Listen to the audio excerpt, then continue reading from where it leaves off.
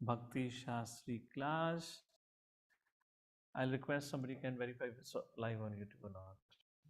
Okay. So Hare Krishna, so happy to see you all. Well, I can't see everyone as of now. Let's see who all we have. We are meeting after probably a month. I see Madranjana. Is there a little internet issue? I can't see everyone's screen here. It's blacked out for me.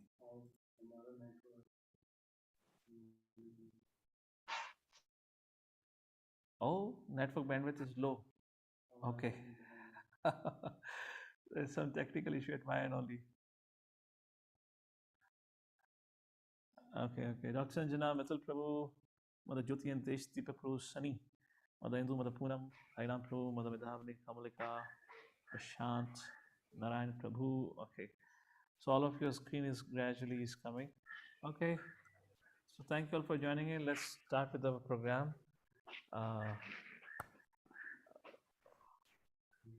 ये चालू करो प्रभु जी बोलते हैं जिसका क्या बंद था तो चालू करो अपना वो phone We can see if others, those who are online, they can reduce their activity online. Bandwidth is getting quite consumed. I don't know what happened. Fine, Hare Krishna. There has been a little technical issue going on since morning. I'll focus on our study now. So let's begin with our chapter 4 discussion. We'll offer prayers together, and we have quite a few verses to cover today. And it's technically a difficult subject matter to focus on today. All right. ॐ अज्ञानतिमिरन्दस्य ज्ञानाञ्जनाशलाकया चक्षुरुन्मिलितं येन तस्मै श्रीगुरवे नमः श्रीचैतन्यमनोभीष्टां स्थापितं येन भूतले स्वयं रूपा कदा मह्यं ददाति स्वापदान्तिकं वन्देऽहं श्रीगुरु श्रीयुतापदकमलं श्रीगुरुन् वैष्णवांश्च श्रीरूपं साग्रजातां सहगणा रघुनाथान्वितं तं सजीवं साद्वैतं सावधूतं परिजनासहितं श्रीकृष्णचैतन्यदेवं श्रीराधाकृष्णपादां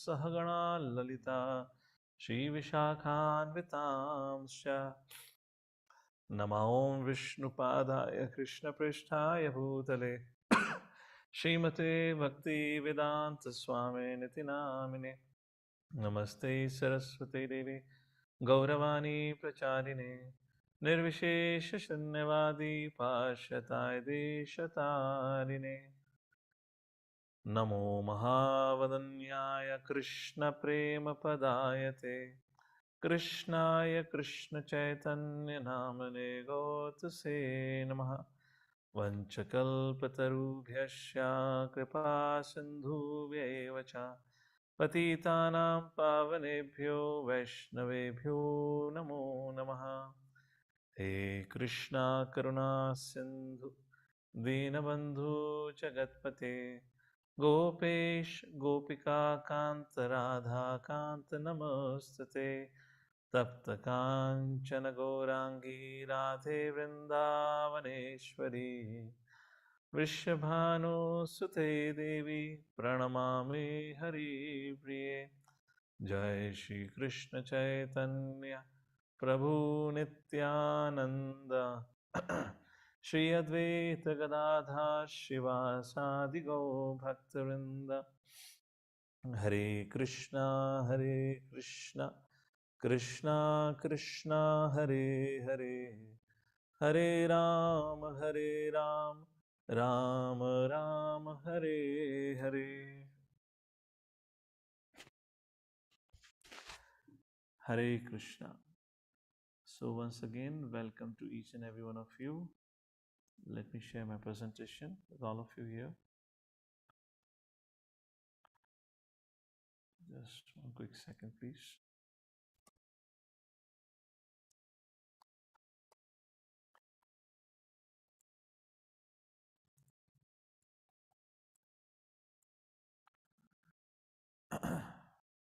Okay, yeah.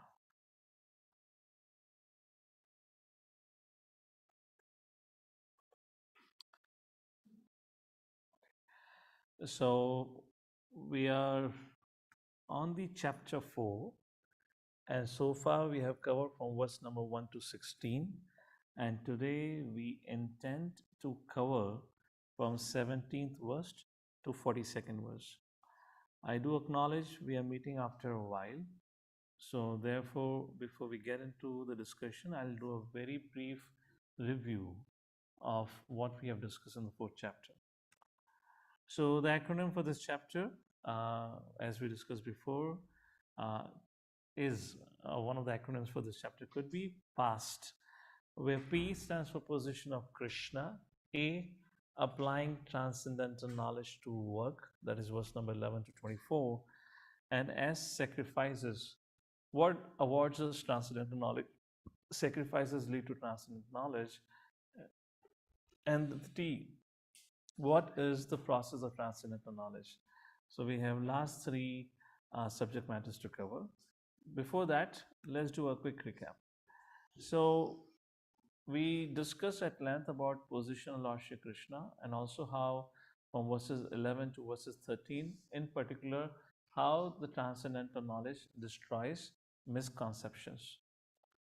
So let's take a look at the first 10 verses. In the first 3 verses, what's the origin of Bhagavad Gita was described by Lord Shri Krishna. The history of Bhagavad Gita was given, and why Lord Shri Krishna is again speaking Bhagavad Gita was discussed. Then from 5th verse up to the 10th verse, transcendental position of Krishna was discussed, because Arjuna had asked a question in the 4th verse, my dear Lord, how am I supposed to believe that you instructed the sun god Vivaswan, who is so elder to you, who appeared thousands and thousands of years ago before than you? How do I understand? And then Krishna got an opportunity to speak about his divinity, and through that present a clear picture of difference between the Lord and the Jiva or Jivatmas. So 5th and 6th verse, Krishna speaks about his appearance and disappearance, which is way different than the appearance and disappearance of a living entity. Karmanat daiva netrena jantu deho utpatte. A living entity, an ordinary living entity, in fact, everyone in this world is born based on their past karmic account and under the supervision of Deva, Devtas. That's how we get the next yoni. But that's not the case with the Lord. The Lord describes in the 5th and 6th verse. And why does he appear? What is the purpose of his appearance? That is being described in 7th and 8th verse. And what does he do after his appearance? Then finally, what is the result of understanding the divinity of Lord's appearance, disappearance, and his activities? The result is described in 9th and the 10th verse. And in this concludes the first section of 4th chapter. Hare Krishna, Prabhuji, Dandat Pranam. Prabhuji, your voice is very low. About 10 to 12 people have put in the chat box. So very, very low voice, Prabhu. I'm using the speaker and I have to strain my ears to hear your voice. Hare Krishna. क्या चल रहा है ये? And where am I on the screen? I can see myself on the screen also. Okay. By the way, I was visible? How did my video stopped? Okay, the sound is not coming. Hare Krishna. Oh, okay, 1 second.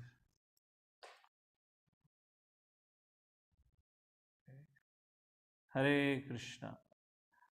Is it by any chance better?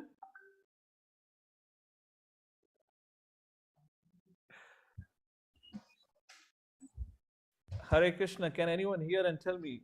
Yeah, it's slightly better, very slightly better. Very slightly better.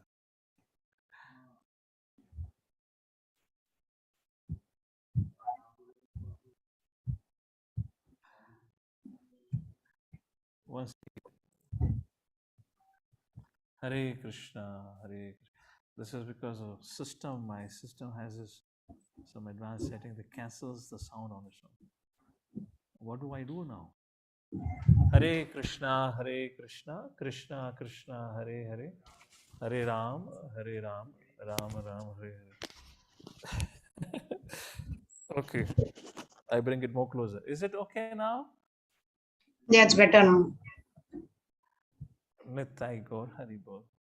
Fine, so let's resume our discussion. So talking about the recap, the first 10 verses we briefly discussed, and then the next section begins, which is applying transcendental knowledge.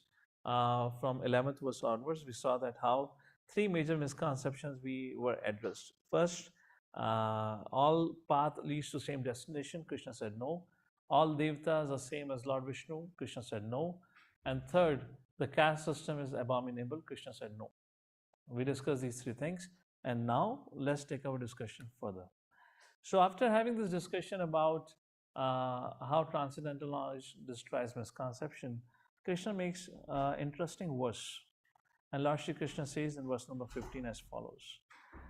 Evam jnanatva kritam karma purverapi mumukshubhi guru karmeva tasmat tvam purve purvataram kritam. Lord Shri Krishna here says, all the liberated souls in ancient times acted with the understanding of my transcendental nature. Therefore, you should perform your duty following in their footsteps. Now, why Krishna is telling Arjuna that Arjuna, if you see here, and this particular verse brings a doubt in the mind of Arjuna brings a doubt in the mind of Arjuna.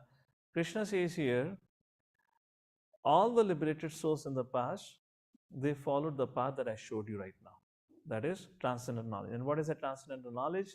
Transcendental knowledge, which is being discussed so far, you're not the body but spirit soul, you're not the controller and doer, proprietor, enjoyer. You're not the doer or the enjoyer of your results.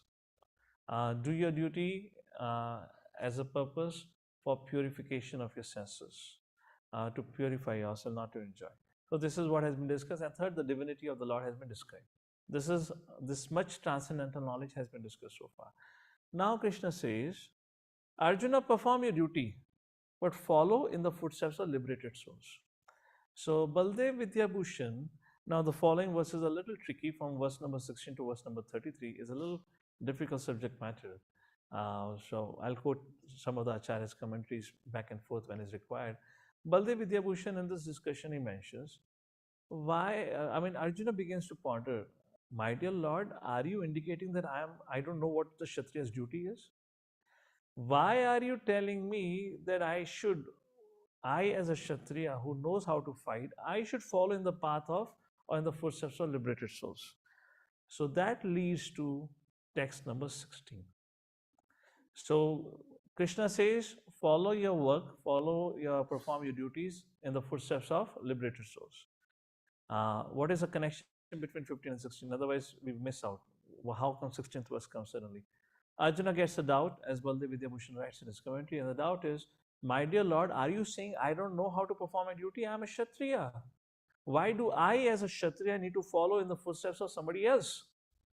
And now comes text number 16. So connection point is this. If you want, you can write down the connecting points. Otherwise, we miss out the flow. What's the flow of discussion? And that brings us to a discussion that we're going to take now. Understanding karma on the platform of jnana. Verse number 16 to verse number 24. Now we're going to discuss from the book. I'll come to the presentation in a short while. Before I take up to this discussion, let me ask a question to all of you. How many of you have had a challenge or had a confusion about what is my dharma in this situation? Is it a right decision for me to follow? Yes or no? How many of you have had thoughts like this? Actually, Bhagavad Gita is beginning with that doubt only, na? And Arjuna's thought now that why should I follow in the footsteps of a liberated soul does not make sense actually, because he was himself confused about his duty. So matter of fact is Swadharma and Nitya Dharma, balancing both of them is very difficult. How do we reconcile? How do we understand that? Therefore, Krishna is telling, follow what your predecessors have done. Follow in the footsteps of your Acharya, to follow the footsteps of your seniors.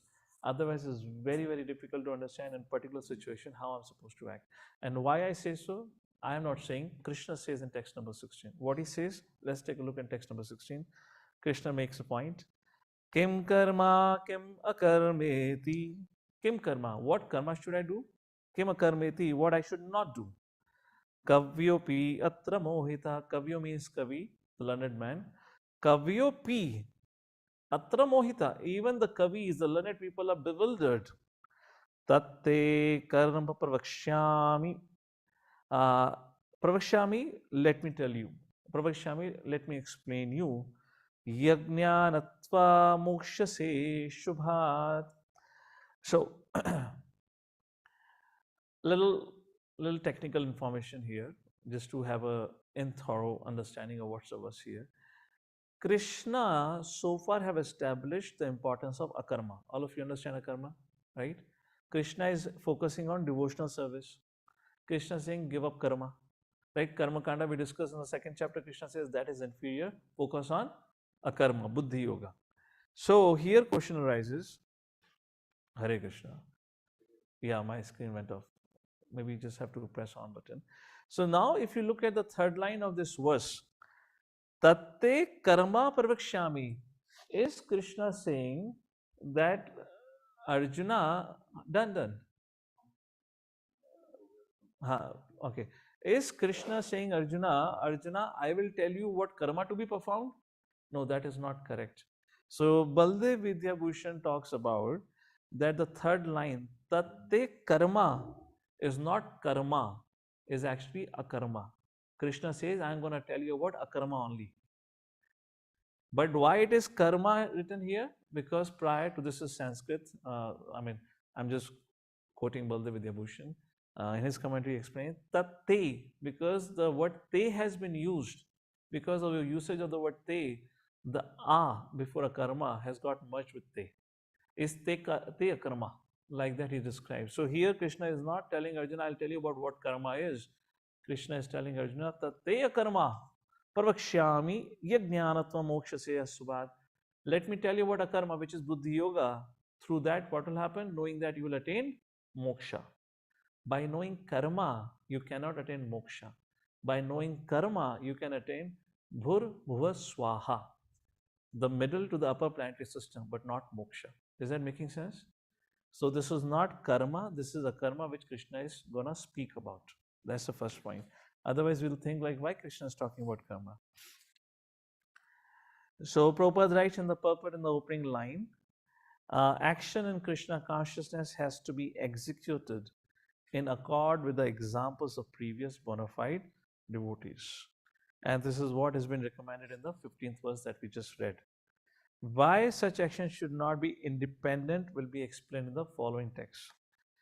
Prabhupada further writes in the purport, to act in Krishna consciousness, one has to follow the leadership of authorized persons who are in a line of disciplic succession as explained in the beginning of this chapter. Let me ask the question to all of you here. Arjuna in 3rd chapter wanted to set an example of renunciation. But Krishna said, no, don't set an example of renunciation.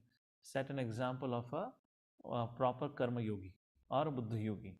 Why Krishna at that point of times, despite Arjuna being very advanced devotee, he could have really followed the path of renunciate. Why Krishna said, no, I wanted to perform a duty of Kshatriya? Who knows the answer? Yes, Sanat Rishi Prabhu. Yeah, Hare Krishna, Dandavata Pranam. Danvats. Because later Krishna mentions that whatever great people do, general men follows.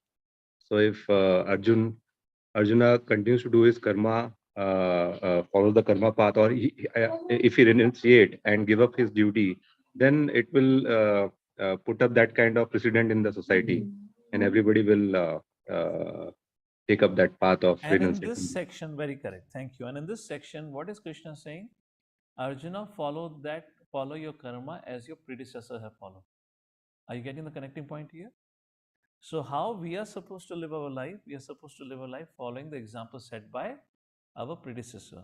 And if Arjuna would have set an example of being a householder, standing on the battlefield, fighting for dharma and walking away from dharma, then what precedent would have been set? Would have been a wrong precedent. Therefore, Krishna said, Arjuna, perform your duty. Are you getting this whole connection now? What happened in the 3rd chapter and what's happening in the 4th chapter when Krishna says in the 15th verse, Arjuna, perform your duty as your predecessors have performed. Is that clear? That's the point of discussion here. So to act in Krishna consciousness, one has to follow the leadership of authorized persons who are line of disciplic succession, like that. And why? Dharamam tu sakshat, Bhagavad Pranitam Prabhupada quotes in the purport. Nobody can concoct or create the codes of religion. They're created by the Lord Himself. And the pure devotees of the Lord, the acharyas, they understand it thoroughly. Therefore, we should abide by them or live our life according to the instructions. Text number 17. Now, karma and what is akarma has been kind of discussed here. And if you get it, now text number 17. Karmano hi api bodhavyam cha vikarmanah. So Krishna says now, Arjuna, you should understand what is karma. Bodhavya means to understand. Bodhavyam cha vikarmana, you should understand what is vikarma. Akarmanascha bodhavyam, and you should also understand what is akarma. Gahana karmano gati. And then Krishna says, it is very difficult to understand. And this is where this chapter becomes really difficult to understand what is happening. Krishna says, karmano yepi bodhyapim. You should understand karmana, you should understand vikarmana, and you should understand what is akarma. And Krishna says then, gahana karmano gati. And it is very difficult to understand. Okay? So, translation. Somebody would like to read translation. Please go ahead. I'll request Harinam Krishna Prabhu, our admins, or the Medhavdi Untitled Chapter to manage the hands, if they can, kindly. Please read the translation.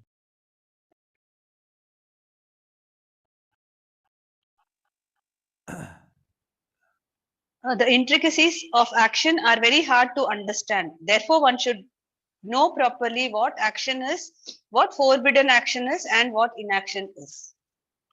So, Arjuna had a doubt when Krishna said, Kim karma kim akarameti kavyopiyatra mohita.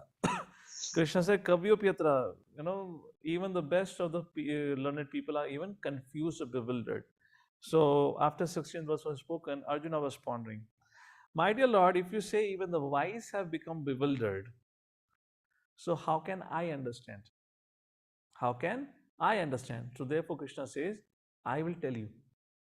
And then Krishna says, Karamano hi api bodhavyam. You should try to understand nonetheless. Yet it is very difficult to understand. That's the point is made here. Okay, so intricacies of action are very hard to understand. Therefore, one should know properly what action, what forbidden action, what an action is.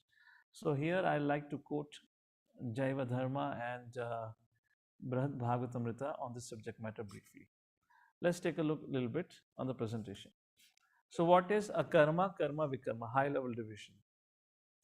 So akarma, being performed for whom? Akarma means performing an action such a way you don't get a reaction. So it is not about kind of action being performed. It's with what thought process and action being performed. And what thought process? If there is a desire to enjoy that action or the result of that action, then it is not a karma. That is karma. Work with attachment. And vikarma, for whom, if we let's talk in these gradations, for whom work done for Krishna, that is called a karma. Work done for oneself, that is karma, vikarma. In both the cases, sense gratification is the goal. What is the attitude? In a karma, the attitude is no desire for sense gratification. Karma and vikarma, the attitude is person lives according to scriptures, sense gratification based on what scriptures are prescribed. And vikarma doesn't give a damn about scriptures. And what's the result of it? In case of vikarma, sinful reactions, hellish planets as the next destination. Karma, bhur, bhuva, swaha, you go to the higher planet systems. And in a karma is a way to liberation. So, this karma, akarma, so vikarma is sinful activities, which means prohibitions, which is against the Vedic scriptures. Akarma refers to pious activities, but those activities with which there is no desire for enjoying. But what is karma? Karma, we loosely call it as pious activities. But karma also is divided into three. Now, this is Bhakti Shastra, so we should know a little more in details about it. First, it's called Nitya Karma. Second is called as Naimatika Karma. And third is called as Kamya Karma. What is Nitya Karma? Our regular deities, chanting the holy names of the Lord, offering bhoga every day, which is recommended and prescribed for us, which ought to be done. That is called as nitya karma. Recommended where? In the scriptures. Naimatika karma, which is an exceptional circumstances, shraddha ceremony, once in a while, vivaha samskar, garbhodan samskar. This is naimatika karma, which is once in a while. And then comes kamya karma. Nitya karma must be performed daily. Naimatika karma, which is performed occasionally or exceptional situation. And kamya karma is what? Which is also recommended in scriptures. Kamya karma means fulfillment of one's desires. We perform a karma with an objective to fulfill our desires. That is called as kamya karma. So this is how karma is defined into three. Let's take a look what Bhaktivinoda Thakur talks about it in Jaivadharma. Anyone would like to read out, please? What is this nitya, naimatika, and kamya karma?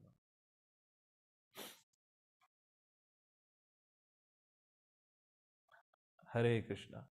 Okay, it's taking too long, so I'll read out. Hare Yes, who is there? Go ahead. Nitya karma is defined as activities beneficial for body, mind, community, and afterlife.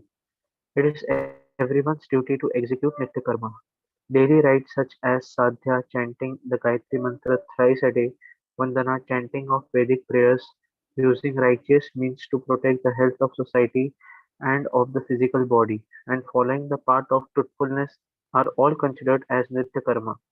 Offering oblations and performing other rites for the satisfaction of the departed souls of the forefathers, executing penances to counteract sinful reactions, and so on are Naimittika karma. If any activity begins as a motivated action and yet gradually becomes a regulated response, It is called naimatika karma. Next, somebody else would like to read it? We can have another devotee read it. In order to ensure that Nitya and Naimittika karma are properly performed, the compilers of the scriptures have closely studied the characteristics and natural propensities. Just want to pause here. Now, question arises: how do I understand what are my nitya karmas and naimatika karma? Now, they differ according to your position in the varnashrama. Now, Krishna has already said Chaturvarnam Maya Shrishtam Guna Karma Vibhagashaha.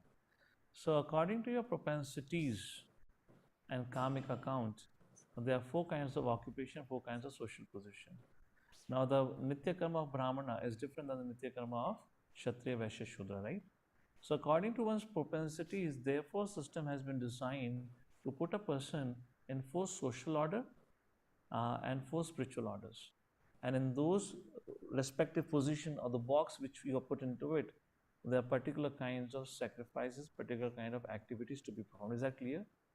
There is a clear distinction, differentiation in our responsibility based on our propensities. What is the psychological state that we are carrying? And that's what is being described further. Please read ahead. Propensities of human beings, and to help them reach this objective, they have formulated a way of life known as Varnashram Dharma. The essence of this system lies in the fact that human beings are endowed with a volition and according to their normal tendency towards a particular occupation may be thus categorized into 4 groups, which are known as the Varnas: Brahmanas, teachers and priests; Kshatriyas, social administrators and the martial class; Vaishyas, businessmen and agriculturists; and Sudras, artisans and laborers. Furthermore, the stages of life are also of 4 kinds, known as ashramas: brahmachari, unmarried student life; grihastha, married family life; vanaprastha, retirement from family responsibilities; and sannyasi, renounced ascetic life. So, therefore, the division has been done so that person can perform karma properly and undergo a gradual purification. Just another side note from Brihad Bhagavatamrita in volume 2. I was recently reading, so I felt it was meaningful. So, question arises: one who performs karma, not akarma, karma, what's the destination? Maybe that's not very clearly mentioned here, so therefore I'm quoting. So, it is mentioned by Srila Sanatana Goswami. Somebody can read out what's written there. Please go ahead. Auspicious duties are those prescribed by the Vedas. They include duties performed as regular obligations, nitya karma, duties stipulated for exceptional circumstances, naimittika karma, and duties performed as optional work for the fulfillment of personal desires, kamya karma. The performers of these material activities are generally in the grahastha ashram, family men with many desires. The destination for such regulated enjoyers of the fruits of work are within the three planetary systems, Bhur, Bhuvar, and Swar. Hare Krishna. Now, Krishna in second chapter of Bhagavad Gita talks about why vasayatmika buddhi ekeh kuru nandana. So, a point to be noted. We cannot have by vasayatmika buddhi, one pointed attention, either be in a renounced order, be a grasta, whoever we are, as long as we have fruitive desires. As long as we have fruitive desires, it ultimately becomes nitya karma, naimittika karma, or kamya karma, which we try to dovetail in Krishna service by somewhere, somewhat utilizing some results of work in the service of the Lord. For in those in the married ashram, is frankly speaking, it's very difficult to really dovetail all their actions into the service of the Lord, because there is no barometer. How do you dovetail, in what extent? It's a different thing to say everything is for the pleasure of Guru and Gauranga. But how do you actually, for a renounced order, it's a different thing, because you're living in the temple is providing, sustaining for you. So you're trained from the day one not to keep anything for yourself. Everything goes to the temple, and the temple authority decide what to give or not. That because a culture has been created. Not that I'm so advanced that I'm giving up everything, but the culture is created. No, nothing is left for me. But in the Grahastha ashram, it's therefore Bhaktivinoda Srila Sanatana Goswami writes, right? Grahastha ashrams. It was not Grahamid, it was mentioned Grahastha ashram. In Grahastha ashram, who's doing this regulated enjoyment, their destination is Bhur Bhuva Swaha. Not the Bhu Vaikuntha, Bhuvar Vaikuntha, Swa Vaikuntha, no Vaikuntha. It was Bhur Bhuva Swaha was only mentioned. So how do we do that? It's not my discussion right now, but just wanted to bring to this, highlight your attention about how closely and how difficult it is to comprehend the actions that I'm performing. Is it really a devotional service, or is it a karma? Is that making sense? Vikarma, we all understand. But what I am performing, is it devotional service, a karma, or is it karma? And karma is of three types: nitya, naimittika, and kama karma. It's not easy to understand. And the only way to understand is to follow the ways of bona fide authorities. To follow the ways of bona fide authority means to follow under the direction of bona fide authorities. Is that a little bit making sense here? Hare Krishna. Not making sense? Don't blame me, blame Krishna. Krishna already said it's an intricate subject matter.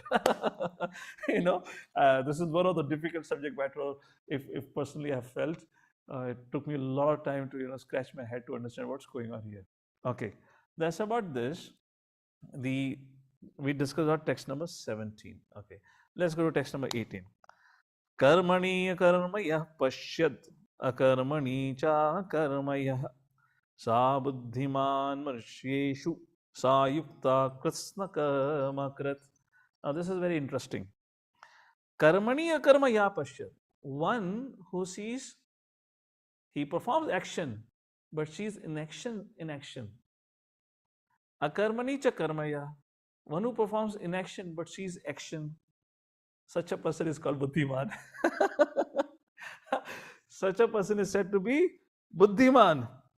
Sa yukta krishna karma krit. Although being engaged, yet he is not engaged. So who would like to decode this shloka for me and tell me what's going on here? Any attempts? So we do have some hands up here. From Nitai Pran to, okay, the hand went up. Hand went down. Okay, Mahidri, your hand is up. You would like to say something on this verse? What's going on here? I can try, Prabhu. Yes, When I pronounce. So maybe Krishna is trying to say that like how while doing the action there is no result. So in that way it is inaction. Okay. And while not performing any actions, we actually gather a result, and then there is action for the inaction. Okay. Action. I'm confused now. Okay. So, in a cricket match, there is some special delivery called as googly. And when the googly is there, bowler is confused, batsman is confused, fielders are confused where the ball is going on. So after 17th verse, and Krishna says it is very difficult to understand. In 18th verse, it was a googly for me. What exactly is happening? So let's proper translation. One who sees in action, action is intelligent among man, and he's in the transcendental position, although engaged in all sorts of activities. Now, what our acharyas writes about it. We have discussed in the 3rd chapter example of Janak Maharaj. Lord Shri Krishna quoted example of Janak Maharaj. And Krishna said to Arjuna, Arjuna, pay attention to the example of Janak Maharaj. Janak Maharaj was a pure devotee of the Lord, yet he never gave up his position. He continued performing the responsibility of a king. Such a person sees inaction in action. So what it means, who is intelligent? One who sees action in inaction. Although Janak Maharaj was performing action, but there was inaction, means there was no reaction produced, because that was akarma performed. Why? Because he lived for serving Krishna. Now, akarmani cha karmaya, there is an action within inaction. How can there be an action in action? Inaction only happens in renounced order. Inaction means sannyas dharma. One who takes to the life of a sannyas, in the 3rd chapter, Krishna spoke about pretender also. One who takes to the path of renounced order, but contemplates in his mind on sense object. Akarmani cha karmaya. Such a person in inaction is performing action. Is that making sense? Sa buddhiman manushyesu. Such a person is said to be buddhiman, who understand. Although he has given up a dress of a householder, maybe he is wearing a separate tie, he is holding a sannyas danda, but is still a sense gratified because his mind is contemplating on that. Externally, he is not performing in action, because sannyas order means you have no family life, you have no professional life, you have nothing of material possession. Materially, you are dead. When you are materially dead, then only you can have inaction, na? And still person is contemplating on sense object, then it means action in action. Sa yukta krishna karma. So here Lord Shri Krishna is inspiring Arjuna to come to this level where he understands not that grahasthas are performing action and renunciates are performing inaction. No. The grahastha can perform an action, and that action can result in inaction. If the action performed by the grahasthas, in our ISKCON's community perspective, even brahmacharis for that reason, with no desire for sense gratification. Now, what is sense gratification? Puja, la, pratishtha, that troubles us the most. What is that? Name, fame, recognition. If it is not meant for your name, fame, recognition, then it is devotional service. But if it is for name, fame, recognition, then it is not. That's the point. Is that clear? And then text number 19 onwards, discussion comes up the symptoms of knowledge. Like that. So there's a concept being discussed, and then examples are given for that concept. Text number 19. Yasya sarve samarambha kama sankalpa varjitaha. Yasya sarve samarambha kama sankalpa varjita. He performs actions, but kama sankalpa varjita, but without kama sankalpa. Kama sankalpa varjita means when he is performing an action, he has not set a result for himself. Okay, from this action, I want this result. You getting it? Kama sankalpa. Sankalpa means determination. Kama means desire. So when we perform an action, okay, I'm taking up this job. At the end of this month, I should get 5,000 rupees. Or I should get this much adoration, name, fame, recognition, whatever it is. So, yasya sarve samarambha. He engages in all activities. Kama sankalpa varjita, but without desire, fruitive desires. Jnanagnani dagda karmanam tamahu panditam buddha. When he performs his action without the desire for enjoyment or enjoying the results of his action, then what happens? Jnana agni dagda karmanam. By the fire of transcendental knowledge, all his fruitive activities are burnt to ashes. Jnanagni dagda karmanam tamahu. Tamahu, at that point of time, panditam buddha. Such a person is called as an intelligent person. Please read out the translation.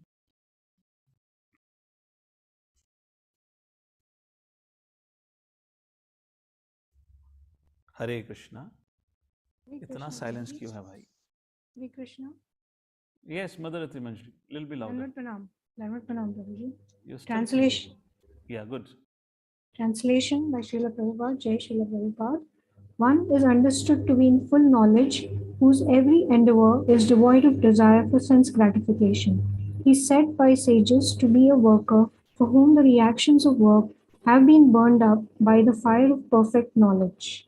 Hare Krishna. Hare Krishna. So please write down on the top of this verse, concept. It's a concept which Krishna is introducing here. And what is a concept? If you engage, you may engage in all kinds of activities, but if there is no desire for enjoying the results of that activity, then all your karma is burnt up in the transcendental knowledge. And now from verse number 20 to 24, next 5 verses, this concept is explained. Please write down, otherwise you will not understand what is happening 20 onwards. It's just a clueless journey what happens 20 verse onwards. Yes, you have a question.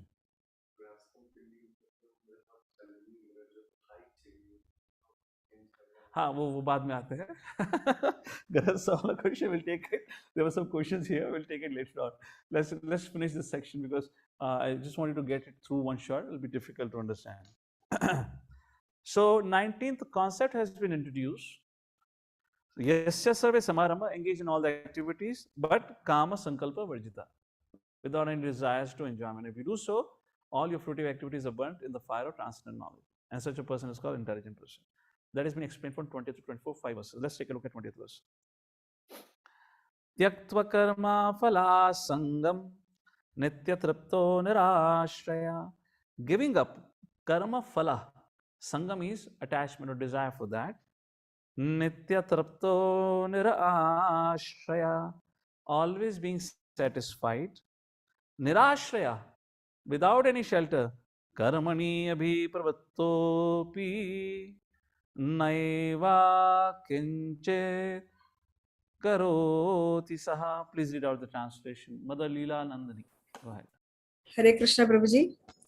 Abandoning all attachment to the results of his activities, ever satisfied and independent, he performs no fruitive action, although engaged in all kinds of undertakings. Hare Krishna. So this is actually kind of, here the discussion is coming for literally for a self-realized souls, okay? I just want to set a benchmark. It is not that we, after learning this, we can start practicing from tomorrow. So there are 2 words I wanted to pay attention. One is Nitya Trapto and Nirashraya. Nitya Trapto means always satisfied. Nirashraya, without any shelter. Now, what is without any shelter? Without any shelter on material factors. You cannot become Nirashraya unless you are Nitya Trapto. Is that making sense? Therefore, Krishna says, Nitya Trapto Nirashraya. Nirashraya. First, you have to become Nitya Trapta, fully satisfied in condition, and then Nirashraya. So, okay, just to make it simpler, this is again not something which we can acquire. This is not climbing the spiritual ladder. No. These are the symptoms of a person who is situated in transcendence. What it means to practice Buddhi Yoga. What it means to be a person situated in the consciousness of akarma. There he is not affected by the results. Result comes or does not comes. Because the success or failure is not his shelter. He is nonetheless always in bliss. Nitya Trapto Nirashraya. Like that. Okay? Now, text number 21. Nirasha yata chit atma nirasha. No expectation. Asha, results. Nirashar. Yata chit atma, controlled mind. Tyakta sarva parigraha. Parigraha means, this is mine, this is yours. Possessions. Giving up all, this consciousness of I and mine. Shariram kevalam karma. He only performs work for the maintenance of body and soul. To keep in body and soul together. Haribol, right? Kuruvan naproti kilbhisham. Kuruvan na apnoti. Kuruvan matlab perform. Kilbhisham means, therefore such a person never performs any sinful reaction. So this point that such a person never performs sinful reaction cannot happen for the one who has already achieved transcendental knowledge. So this is an impossible possibility being mentioned. First of all, understand. A person who has attained to transcendental knowledge can never have any chances of performing sinful activity. Now, nirashiryata chitatma, such a person situated on the platform akarma, he performs his duty, giving up identification of I and mine.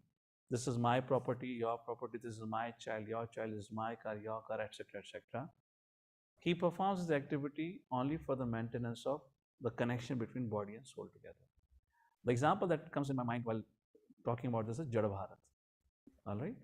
No identification, he is my father, my brother, my sister, my mother, nothing. So this is, that level of discussion is going on here. Okay?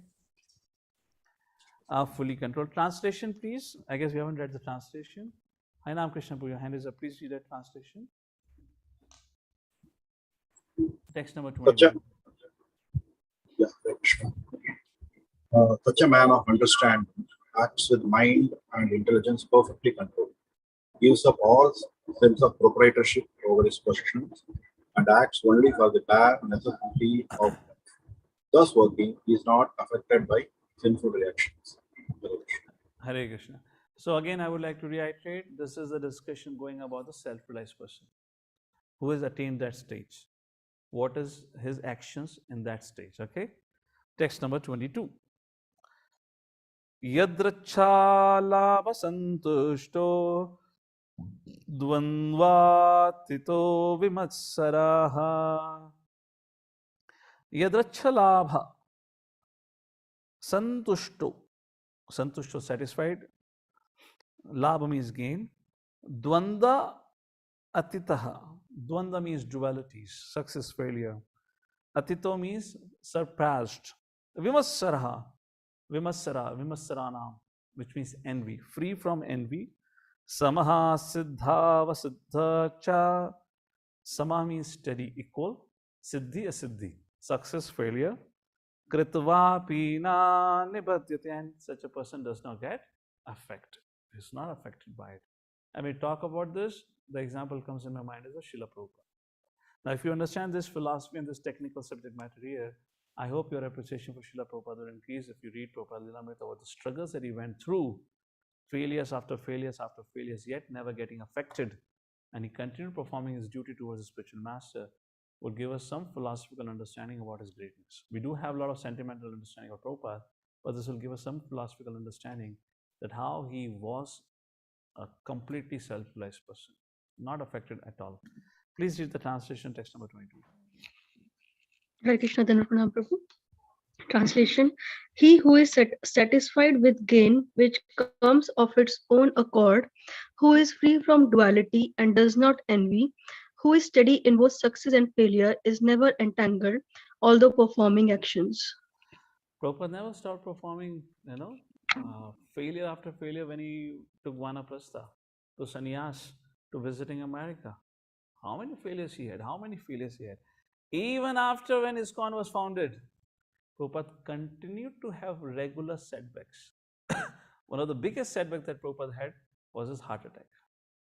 When the first Rath Yatra in 67 was to be organized, Prabhupada was supposed to be present. Just few days before he got a heart attack and he could not even attend.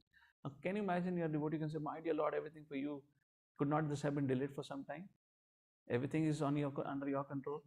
And that person is only telling us that everything is under Lord's control. So why this heart attack could not have been delayed? Why it has to happen now? I could attend the first ever international Rath Yatra, and the disciples were so new and young, they don't know anything. Prabhupada couldn't attend the first Rath Yatra. And in 70, Prabhupada had to wind up preaching in America and come back because of some controversies happened there. Some disciples were not properly adhering to Prabhupada's instruction, or they were against Prabhupada. Something had happened, the details. I don't want to get into details over here.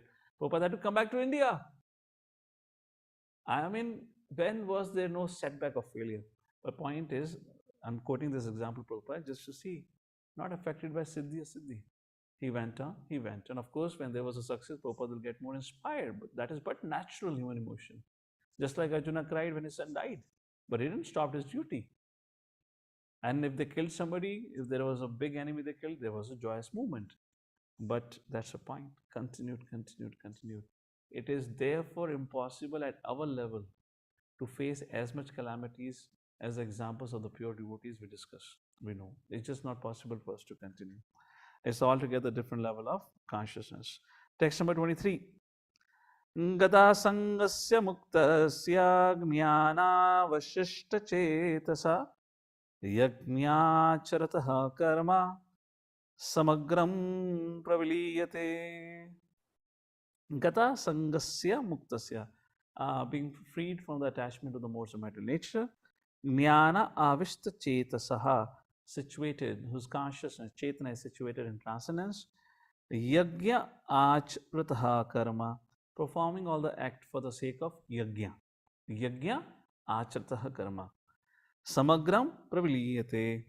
Thus, samagram praviliyate, he merges in entirety. Please read the translation. Mother Indu Radhika, your hand is up. Read out translation. Unmute, unmute. Yes, speak up now. Very low, mother. You have to speak loudly. The work of a man who is unattached to the modes of material nature and who is fully situated in transcendental knowledge merges transcendence. Great. Your sound came now. Can you repeat that again? We could hear the last word, transcendence. Please repeat the translation again. The work of a man who is unattached to the modes of material nature and who is fully situated in transcendental knowledge merges entirely into transcendence. Hare Krishna. So Krishna says, Yajna achratah karma. Perform your work as for the sake of yajna. And that is the connecting point to the next verse. Arjuna ponder, what type of yajna should I perform? You're saying every work should be yajna, as a sacrifice. So what yajna should I do? That is text number 24. Brahmarpanam brahmahave brahmagni brahmana hutam brahmeva tena gantavyam brahma karma samadhinaha. See, what you offer in the yajna, that is Brahman. One who offers is Brahman. The ladle through which you offer is Brahman. The fire in which you offer is Brahman. Everything is Brahman and everything becomes Brahman. Nitai Gaur, Haribo, translation pado bhi. Okay, please read the translation, 24th verse. Mother Chintamani. Go ahead. A person who is fully absorbed in Krishna consciousness is sure to attain the spiritual kingdom because of his full contribution to spiritual activities in which the consummation is absolute and that which is offered is of the same spiritual nature. So Prabhupada, understanding that will not understand this verse at all, give altogether different translation.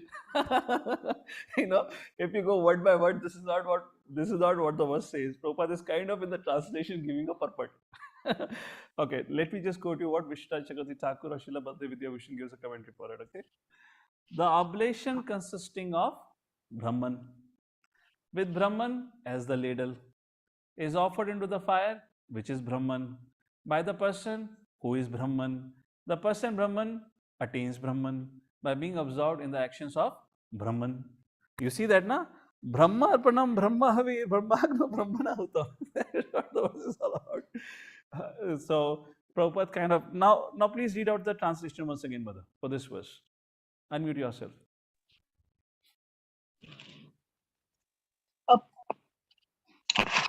Yes, go ahead. A person who is fully absorbed in Krishna consciousness is sure to attain the spiritual kingdom because of his full contribution to spiritual activities in which the consummation is absolute and that which is offered is of the same spiritual nature. So now let's try to decode Prabhupada's translation here. A person who is fully observed in Krishna consciousness is sure to attain the spiritual kingdom, which is Brahman. Person who is fully absorbed in Krishna consciousness is already Brahman, self-realized. By his full contribution to spiritual activities, which means what he offers is also Brahman, because he is doing Buddhi Yoga, in which the consumption is absolute and that which is offered is also of the same spiritual nature. So the verse has been decoded in the form, if somebody practices Krishna consciousness, because Krishna is absolute and the work done for Krishna is also absolute, free from the modes of material nature and contaminations of this world, therefore the destination of that person is also absolute and his results in this life are also absolute. He becomes Nitya Mukta within this lifetime. That is what it is. Is that okay? That is what being described here. Now, because sacrifice has been discussed, sacrifice needs to be performed, that comes text number 25. There are 25 verse to 33rd verse talks about different kinds of sacrifices. Krishna is saying, right, you should perform work in text number 23. Yagna acharatah karma. All the work should be performed as a matter of yagya. So now text number 25 to text number 33, which is simpler. This was a little complicated part. Simpler part is 25 to 33, where for different ashrams, there are different sacrifices are being recommended. So let's take one or two verses, and then we'll open forum for question answer. Text number 25. Devam evapare yajnam yogina parupasate brahmagnavapare yajnam yajne vopajuhuvati. Somebody please read out the translation. Hare Krishna Prabhu, Dandavat Pranams. Some yogis perfectly worship the demigods by offering different sacrifices to them, and some offer sacrifices in the fire of the Supreme Brahman. Let's read the purport. Let's read the first few lines of the purport, Mother.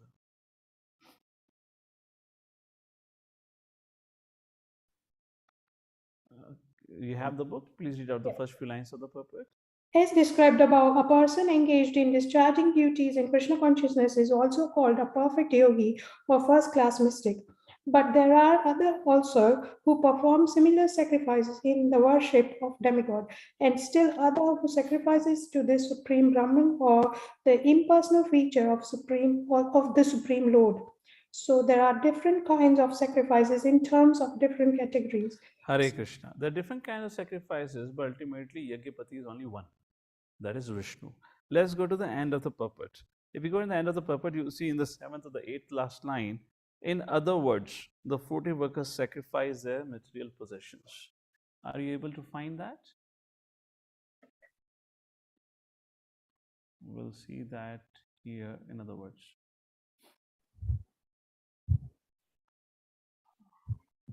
When I read, Prabhu? Yes, whoever has found it, go ahead. In other words, the fruitive workers sacrifice their material possessions for material enjoyment, whereas the impersonalist sacrifices his material designations with a view to merging into the existence of the Supreme. For the impersonalist, the fire altar of sacrifice is the Supreme Brahman, and the offering is the self being consumed by the fire of Brahman. The Krishna conscious person like Arjuna, however, sacrifices everything for the satisfaction of Krishna, and thus all his material possessions as well as his own self. Everything is sacrificed for Krishna. Thus, he is the first class yogi, but he does not lose his individual existence. Correct. Now, what are the sacrifices for brahmacharis and grihastha? Text number 26 mentions that. Text number 26. Shrotradini indriyani anye samyam yagni shujuhati shabdadin vishayananya indriyagni shujuhati. Some Prabhupada mentions the unadulterated brahmacharis, Naishtika brahmacharis. They sacrifice the hearing process and the senses in the fire of mind control or mental control. And others, the regulated householders, sacrifice the object of the senses in the fire of the senses, like that. So if you look in the middle of the purport, Prabhupada explains what he means by in the fire of mental control or in the fire of the senses. In the middle of the purport, Prabhupada writes, the brahmacharis or students under the care of a bona fide spiritual master, they control the mind by abstaining from sense gratification. That is meant by under the fire of mind control. A brahmachari hears only words concerning Krishna consciousness. Hearing is a basic principle for understanding. Therefore, the pure brahmachari engages fully in Harer Namanu Kirtanam, chanting and hearing. He restrains himself from the vibrations of material sounds, and his hearing is engaged in the transcendental sound vibration of Hare Krishna. Now, what about householders in the fire of sense control? Why sense control? The brahmachari is not is not allowed to have any opportunity for sense gratification. So there is no question of sense control. Higher than senses of the mind. So what he has to focus on? Mind control or mental control. So there is no question of sense gratification or engagement of senses. Whereas in the Grihastha ashram, there is certain leeway or freedom is given for sense engagement. Therefore, they have to do sense control in the fire of sense control. Getting this point? Fire of mental control, fire of sense control. Prabhupada writes further. Similarly, the householders who have some license for sense gratification perform such acts with great restraints. Sex life, intoxication, meat eating are general tendencies of human society. But a regulated householder does not indulge in unrestricted sex life and other sense gratification. Marriage on the principles of religious life is therefore current in all civilized human society because that is a way for restricted sexual life. This restricted unattached sex life is also a kind of yajna because the restricted householder sacrifices general tendency towards sense gratification for higher and transcendental life. So like that sense control for the grihasthas and for brahmacharis, mind control, wherein there is no question of engagement of senses in material activities. That's the point. So what's a yajna for brahmacharis and grihasthas? Then text number 27. Sarva indriya karmani prana karmani chapare atma samyama yogagni juhati jnana deepate. Somebody would like to read the translation, please? Prashant Prabhu, go ahead, read the translation. Text number 27.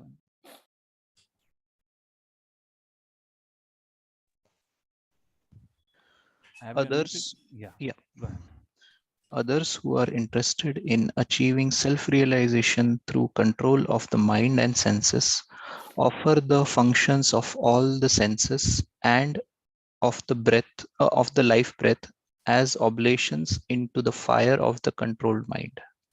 So others offer all the activities of their senses and the pranas into the fire of the soul lit by knowledge. So this is described for Ashtanga yogis. What they do, they try to control, they perform mind control and sense control through the control of their prana, like that. Text number 28.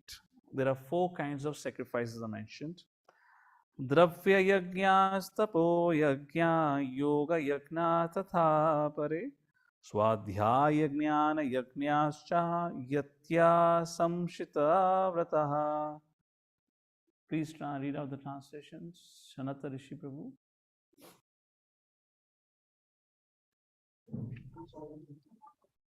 Having accepted strict vows, some become enlightened by sacrificing their possessions and others by performing severe austerities, by practicing the yoga of eightfold mysticism, or by studying the Vedas to advance in transcendental knowledge. So 4 kinds of sacrifices are mentioned. Dravyamaya yajna, which means charity. There are a lot of charitable organizations that distributes food, that distribute clothes and all that. That is dravya. Dravya means object. Dravyamaya yajna. Second is tapomaya yajna. Tapomaya yajna means we perform austerities like fasting, like that. That is called as tapomaya yajna, where one compromises or sacrifices the comforts of life. Then there is Yoga Yajna.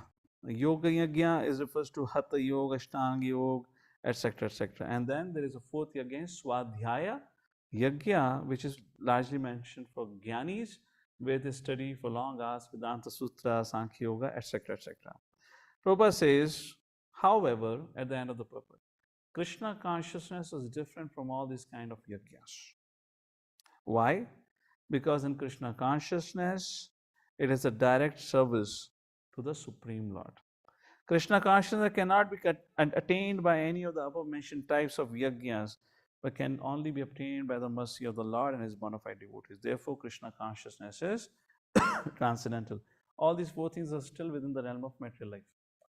Beyond it is Krishna consciousness, which means dependent on the mercy of the Lord and the bona fide Guru, like that.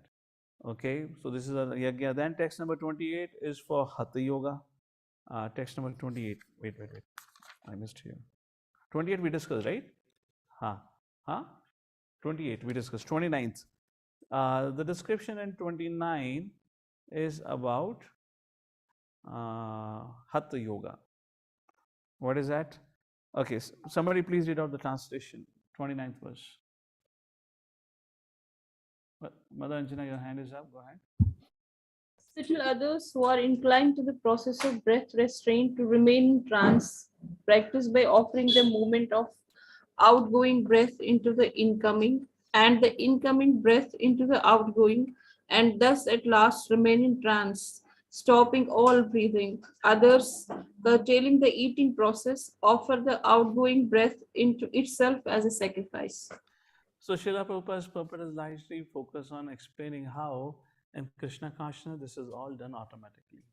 Prabhupada's focus is, for example, pranayam, it is done while chanting. If you are doing conscious chanting, you know, Hare Krishna, Krishna Krishna, Hare Hare, Ram Ram, Ram Hare Hare. You cannot chant while inhaling. I hope all of you clear, right?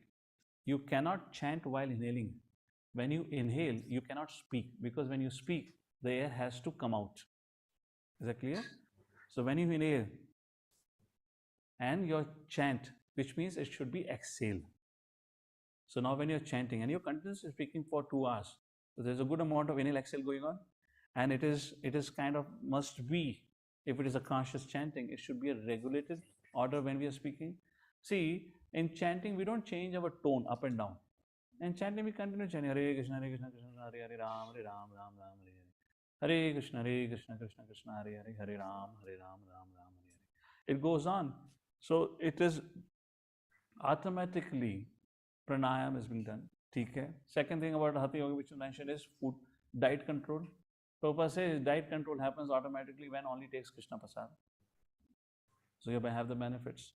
So 67, 68, Ekadashi day, there was a lady by the name of Lisa, who later on became Mother Lilavati, a celebrated cook who was personally taught by Srila Prabhupada.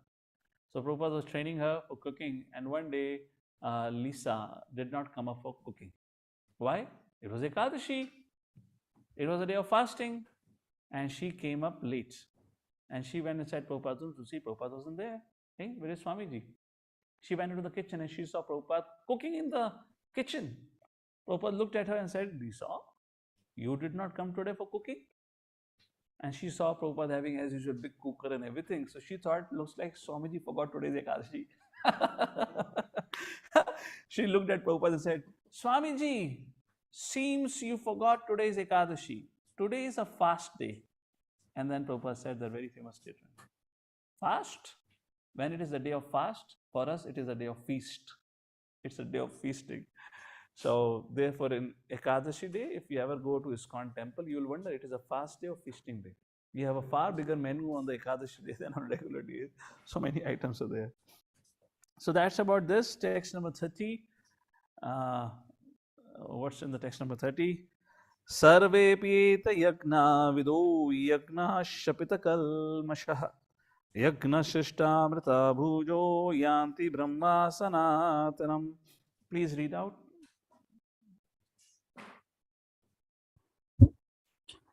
Translation. All these performers who know the meaning of sacrifice become cleansed of sinful reactions, and having tasted the nectar of the results of sacrifices, they advance towards the supreme eternal atmosphere.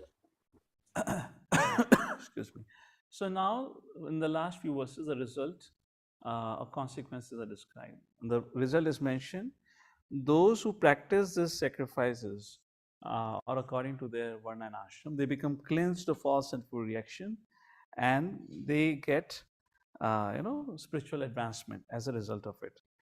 So Prabhupada says in the purport, what is the aim of sacrifices? The aim of sacrifices is to gain control on one's mind and senses. For example, if you have done Nirjala Ekadashi, maybe it's a little struggle in the beginning, but once you do Nirjala Ekadashi, or you get a little bit familiar with it, then you'll see your mind and senses doesn't will too much sense gratification, isn't it? You don't feel like, because you cannot engage your senses anyways, and mind is anyways tired because body is tired, like that. That's the point here. Text number 31, no sacrifice, no happiness. If you don't do any sacrifice, there's no question of any happiness. Nayam lokasti ayagnasya kutonya kurusattama. O best of the Kuru dynasty, without sacrifice, one can never live happily on this planet or in this life. What then of the next? Important purpose. We can have somebody read out the purport, please. Rishikesh Pankaj, please read the purport of text number 31. Hare Krishna. Whatever form of material existence one is invariably ignorant of his real situation. In other words, existence in the material world is due to the multiple reactions to our sinful lives. Ignorance is the cause of sinful life, and sinful life is the cause of one's dragging on in material existence. The human form of life is the only loophole by which one may get out of this entanglement. The Vedas therefore give us a chance for escape by pointing out the paths of religion, economic comfort, regulated sense gratification, and at last the means to get out of the miserable condition entirely. The path of religion or the different kinds of sacrifice recommended above automatically solves our economic problems. By performance of yajna, we can have enough food, enough milk, etc., even if there is a so-called increase of population. When the body is fully supplied, naturally the next stage is to satisfy the senses. The Vedas prescribe, therefore, sacred marriage for regulated sense gratification.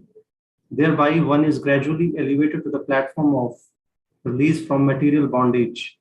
And the highest perfection of liberated life is to associate with the Supreme Lord. Perfection is achieved by performance of yajna, sacrifice as described above. Now, if a person is not inclined to perform yajna, according to the Vedas, how can he expect a happy life even in this body? And what to speak of another body on another planet? There are different grades of material comforts in different heavenly planets, and in all cases, there is immense happiness for persons engaged in different kinds of yajna. But the highest kind of happiness that a man can achieve is to be promoted to the spiritual planets by practice of Krishna consciousness. A life of Krishna consciousness is therefore the solution to all the problems of material existence. Thank you.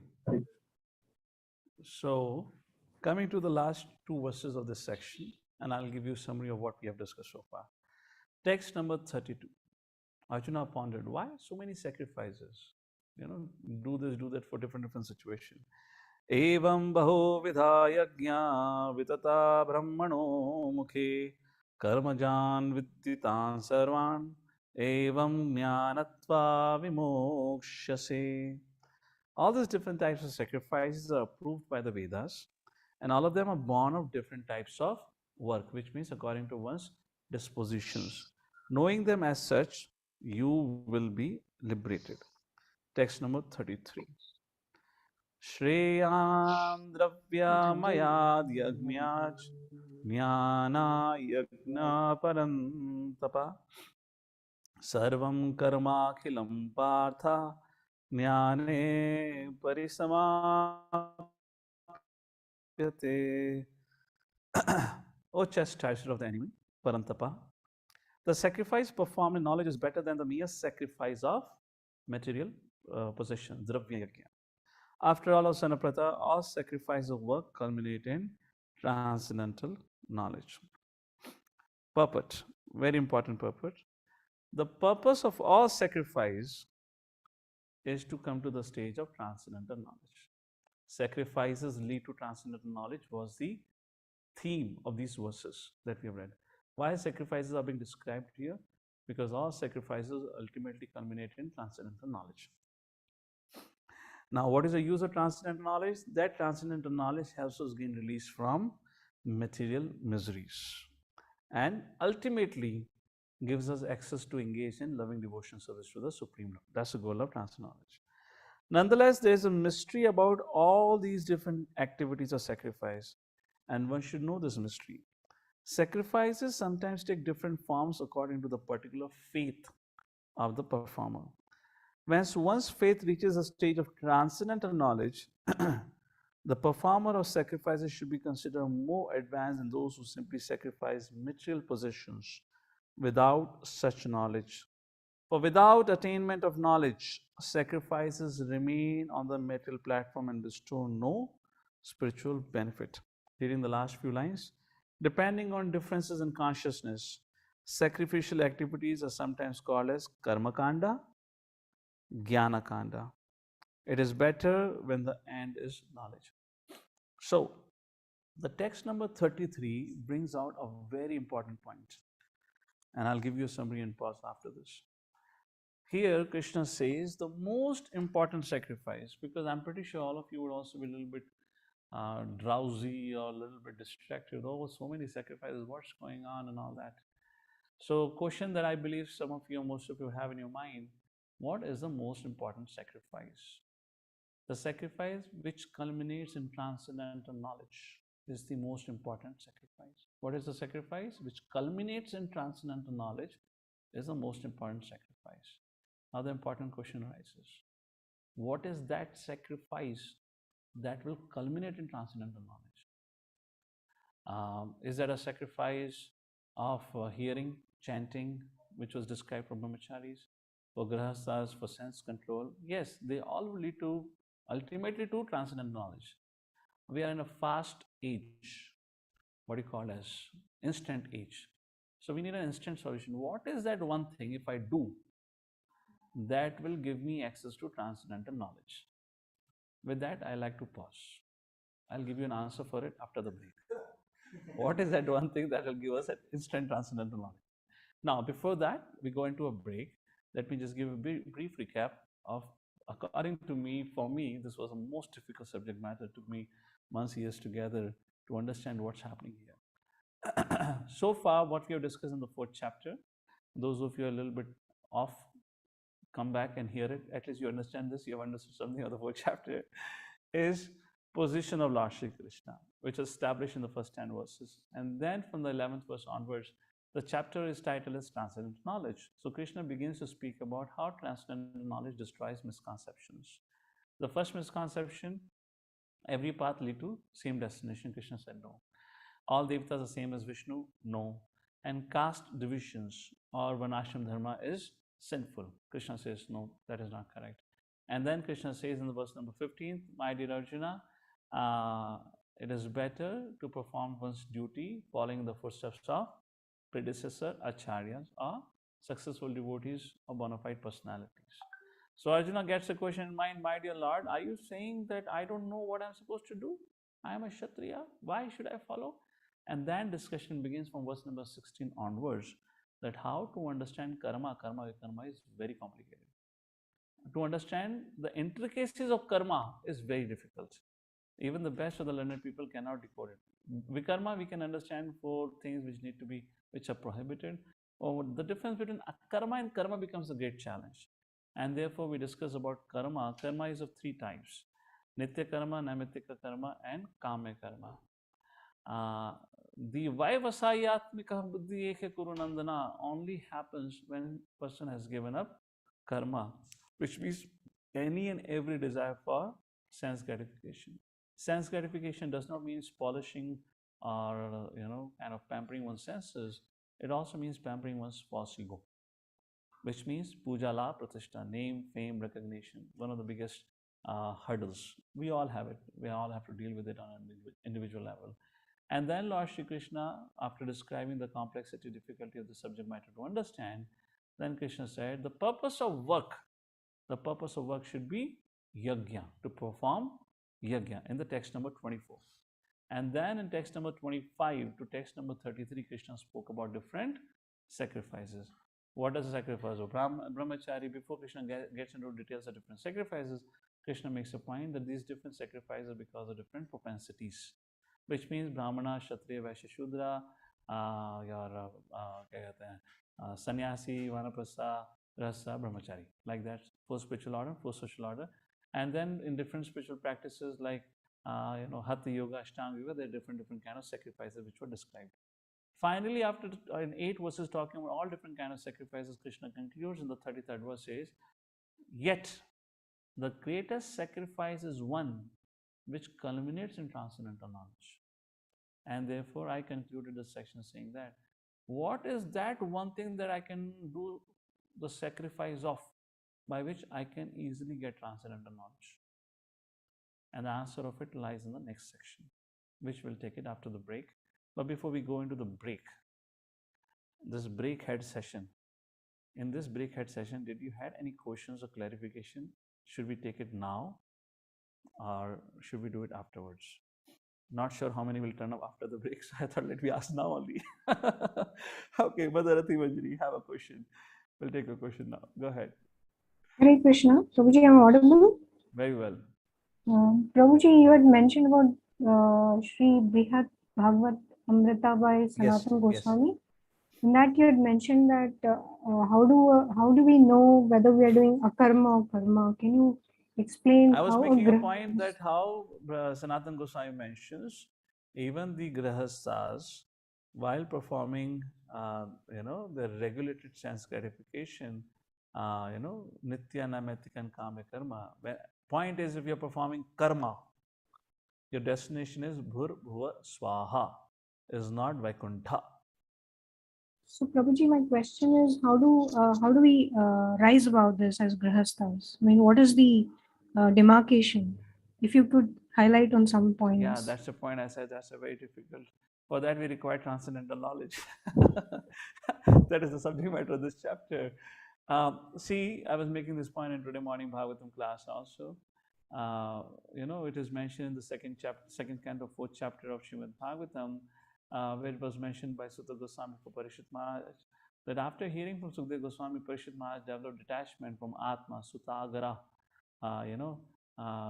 from his kingdom, from his bandhushu, from his relatives and everyone. And where Sutta Goswami says, it's very difficult to give up all these attachments. Attachment to one's body, attachment to one's wife, kids, possessions, etc., etc. So I was making a point which I like to repeat to your question also. It's a gradual process. And I was making a point to help understand our morning audience. See, if you look at Prabhupada's preaching style and hear Prabhupada's classes, Prabhupada didn't focus exclusively on detachment. Prabhupada exclusively focused on devotion. And that devotion was also circled within ABCD formula. We should strive to make our fundamentals very strong. Association of sadhus, reading of Vedic literatures, chanting of Hare Krishna, that is C&D, Krishna Prasadam. Let's develop certain amount of expertise in these four things. And Krishna would reveal. Then Guru's instruction would make a lot of sense. The subject matter is not about of mental settlement. If I understand it technically, then I'll be able to practice. It doesn't happen like that. The strength to practice and ability to understand is two different things. Ability to understand, of course, depends on mercy of Guru and karma, but can also depend on our karma. Some people are intelligent, they can understand. Some are not. But it is not that only intelligent people can follow. Those who are not intelligent, they can also follow. Because to follow and apply the teachings requires a spiritual strength. And that spiritual strength only comes by the mercy of Guru and Krishna. And the mercy of Guru and Krishna comes when we follow the principles of Bhakti Yoga. So sticking to ABCD formula, trying our best to stay away from the four prohibitions would give us more deeper understanding of how to do it in our practice. Me giving some example would totally will be insufficient because let's say Grahastha Ashram, there are so many permutations and combinations possible there. It would be almost close to impossible for you to apply that unless there is a discussion on a very specific scenario. What should I do? All right, this is what I look at it and see this. Okay, Mother? Thank you so much for the question. Jagat Bandhu Prabhu, I can see your smiling face, but not the moving face. Looks like your camera is off. Go ahead. Hare Krishna, Jagat Bandhu Prabhu. Unmute yourself. Yes. Can you hear me, Prabhu? I can hear you very well. Please go ahead. Yes, so I from the explanations that you have given, Prabhu, it seems like a karma starting with A and Nitya karma the same. It's same. Is that so? No. No. Akarma and Nitya karma. No, they are not same. Therefore, I quoted Brihad Bhagavatamrita by Sanatana Goswami, and we also discussed karma means nitya karma, naimatika karma, and your kama karma. See, nitya karma, which is prescribed in scriptures, like doing deity service, different activities which are meant to be done. There are a lot of people who does all this thing, particularly in India. Every morning they'll get up, they'll light up some lamp in front of the Lordship. But what is the objective behind it? It's not to please the Lord, serve the Lord, but they have their own desires behind it. So they are performing the action, but their desires are not that which becomes a part of a karma. So in a karma is not prominent. In a karma, action is not prominent. In a karma, your consciousness is prominent. Is my consciousness while performing the duty is that I have no attachment for the results, or my consciousness is attached to the results? That's what makes the difference, not the action being performed. Is it making sense, Jagadbandhu Prabhu? Yes. Okay. Yes. Thank you so much, Prabhu. That was my point of confusion. Yes. Hare Krishna. Sometimes you'll find in with the scriptures, the same terminology is being used for multiple things. When we are talking in the context of Swadharma and Nitya Dharma, then when we talk about Nitya Dharma, that is different than Nitya Karma. So, we would get confused. For example, the word Atma, according to the context of the usage, may also mean body, may also mean mind, may also mean soul. So we have to have the context in picture to be able to understand. Mother Indu Radhika, go ahead. Unmute.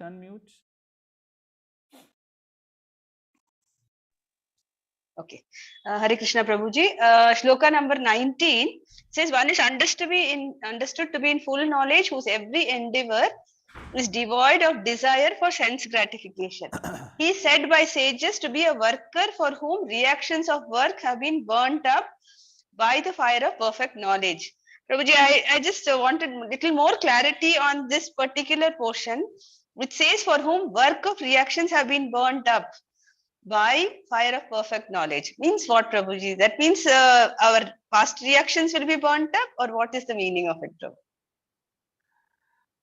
One is understood to be in full knowledge of whose every endeavor is devoid of desire for sense gratification. It is said by sages to be worker for whom the reactions of work have been burned up by the fire of perfect knowledge. There is prarabdha karma and aprarabdha karma. So in this case, aprarabdha karma is burnt up. Aprarabdha karma, which is meant for future lives. If prarabdha karma has to be burnt up, then we have to give up the body also. Which means we will not have any karma because of which we have to take birth again. Prarabdha is what we are facing in this life anyways, which is already quota is assigned. But I don't have any future karma to reap. So what gets burnt up is aprarabdha karma. All right? Okay. Mother Kishori Rani. Please unmute, Mother. Hare Krishna Prabhuji. You're talking that even it's very difficult to distinguish between akarma and karma because there's a very thin line of delineation. I was just hearing one story of Rup Goswami and Sanatan Goswami when that Digvijay Pandit had come to Vrindavan and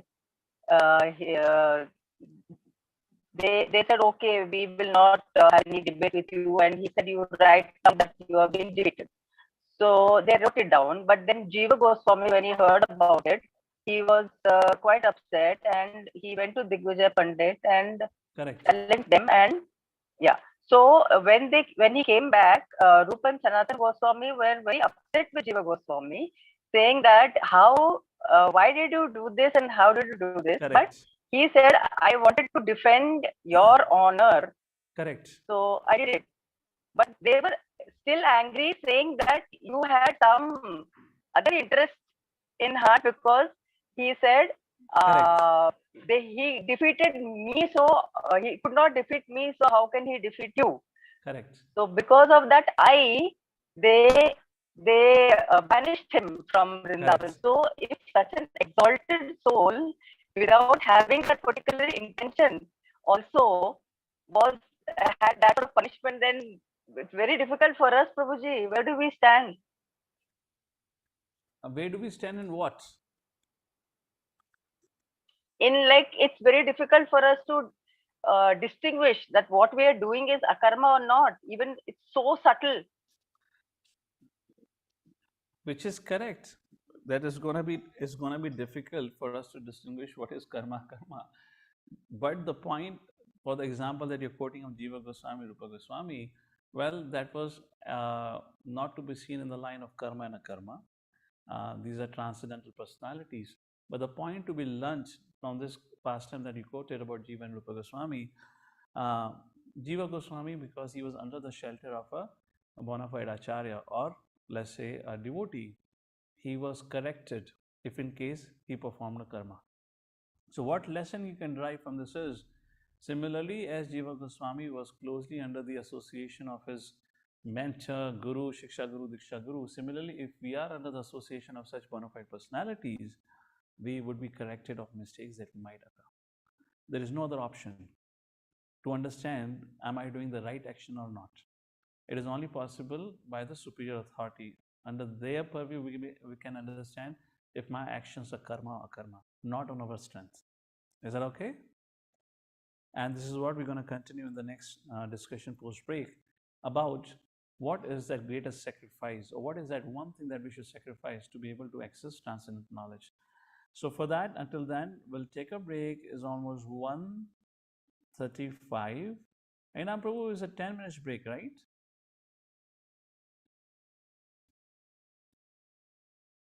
Hare Krishna. Harinam Prabhu, you're there? Or Nitai Pran Prabhu? Yes, Prabhuji.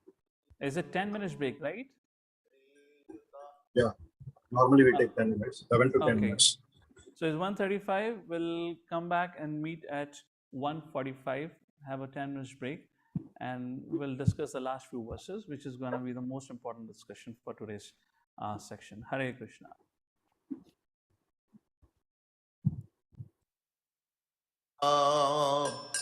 Padakamalam Sri Guru Vaishnavangscha Sri Rupam Sagrajatam Sagana Raghunathannitam Tam Sajivam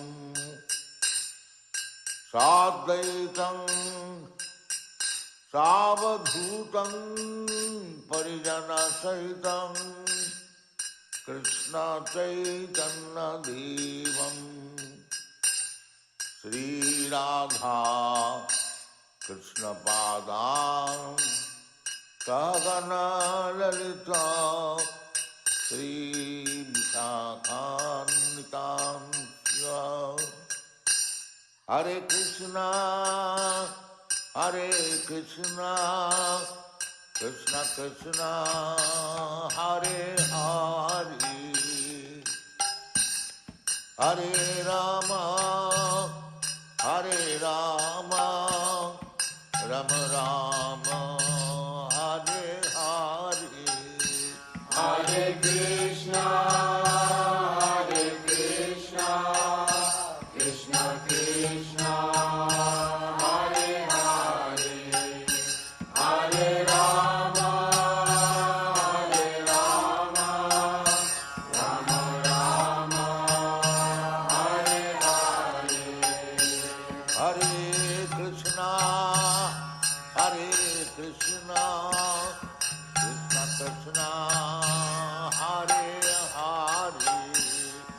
Hare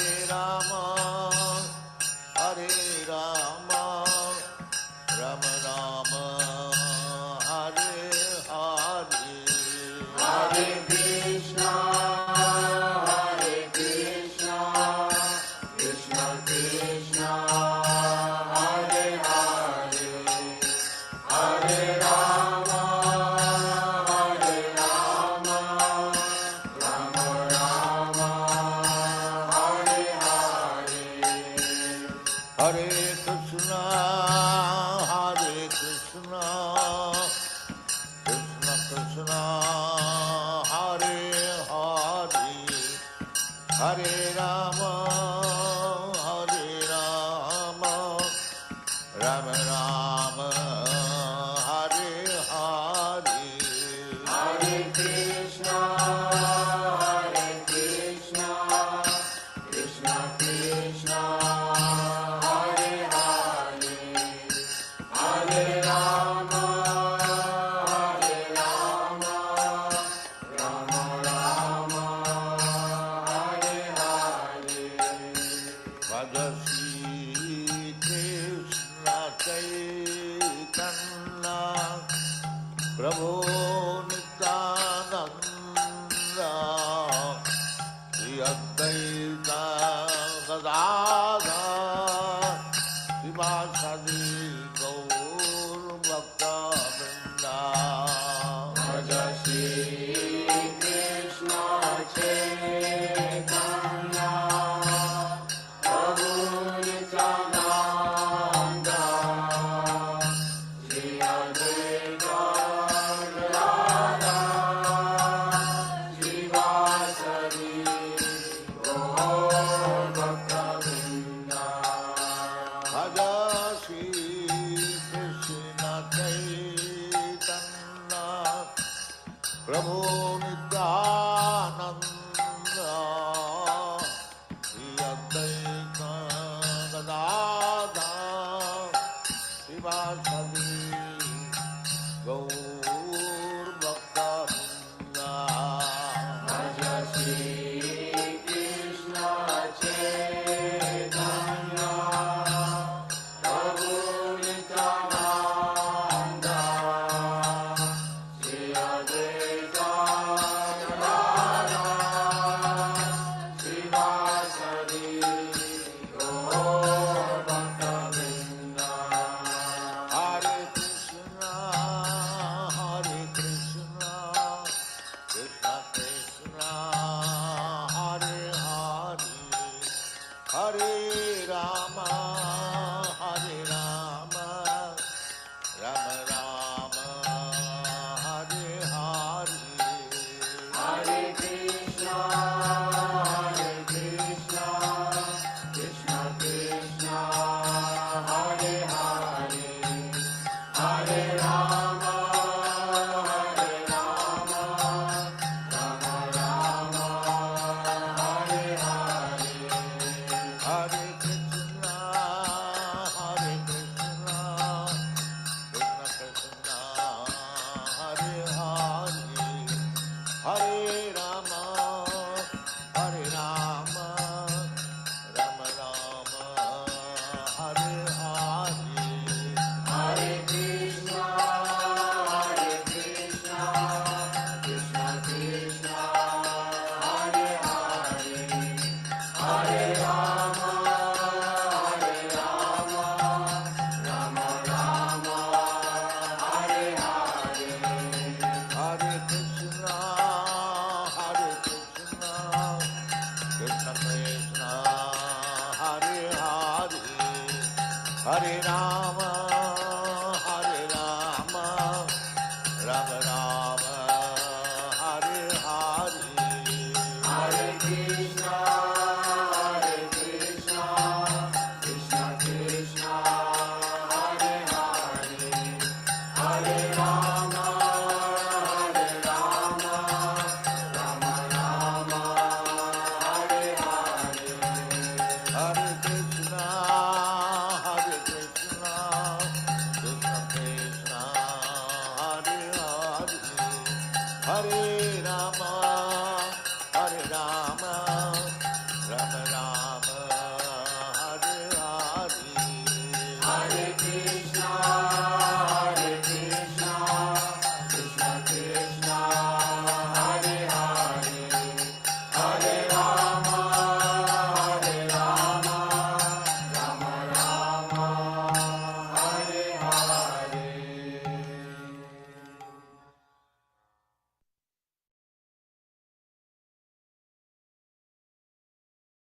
Vandeham Shri Guru Shri Juta Padakamalam Shri Guru Vaishnavangscha Sri Rupam Sagrajatam Sagana Raghunathannitam Tam Sajivam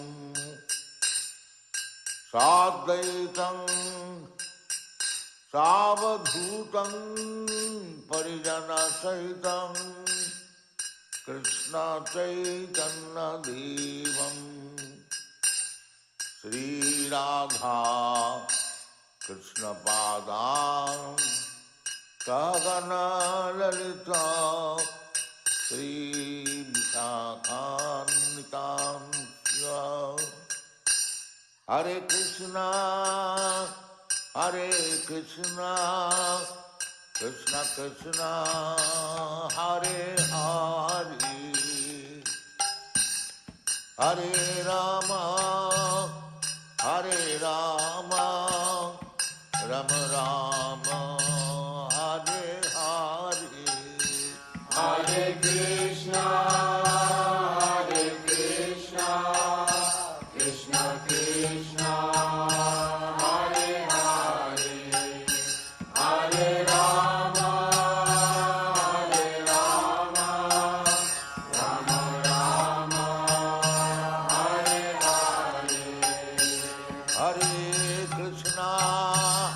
Hare Krishna Krishna Krishna Hare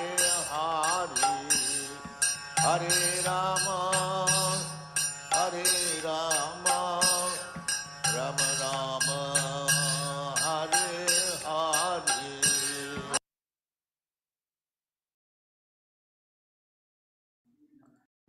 Hare Hare Krishna, Krishna Krishna, Hare Hare, Hare Rama, Rama Rama, Hare Hare. So, welcome back, everyone.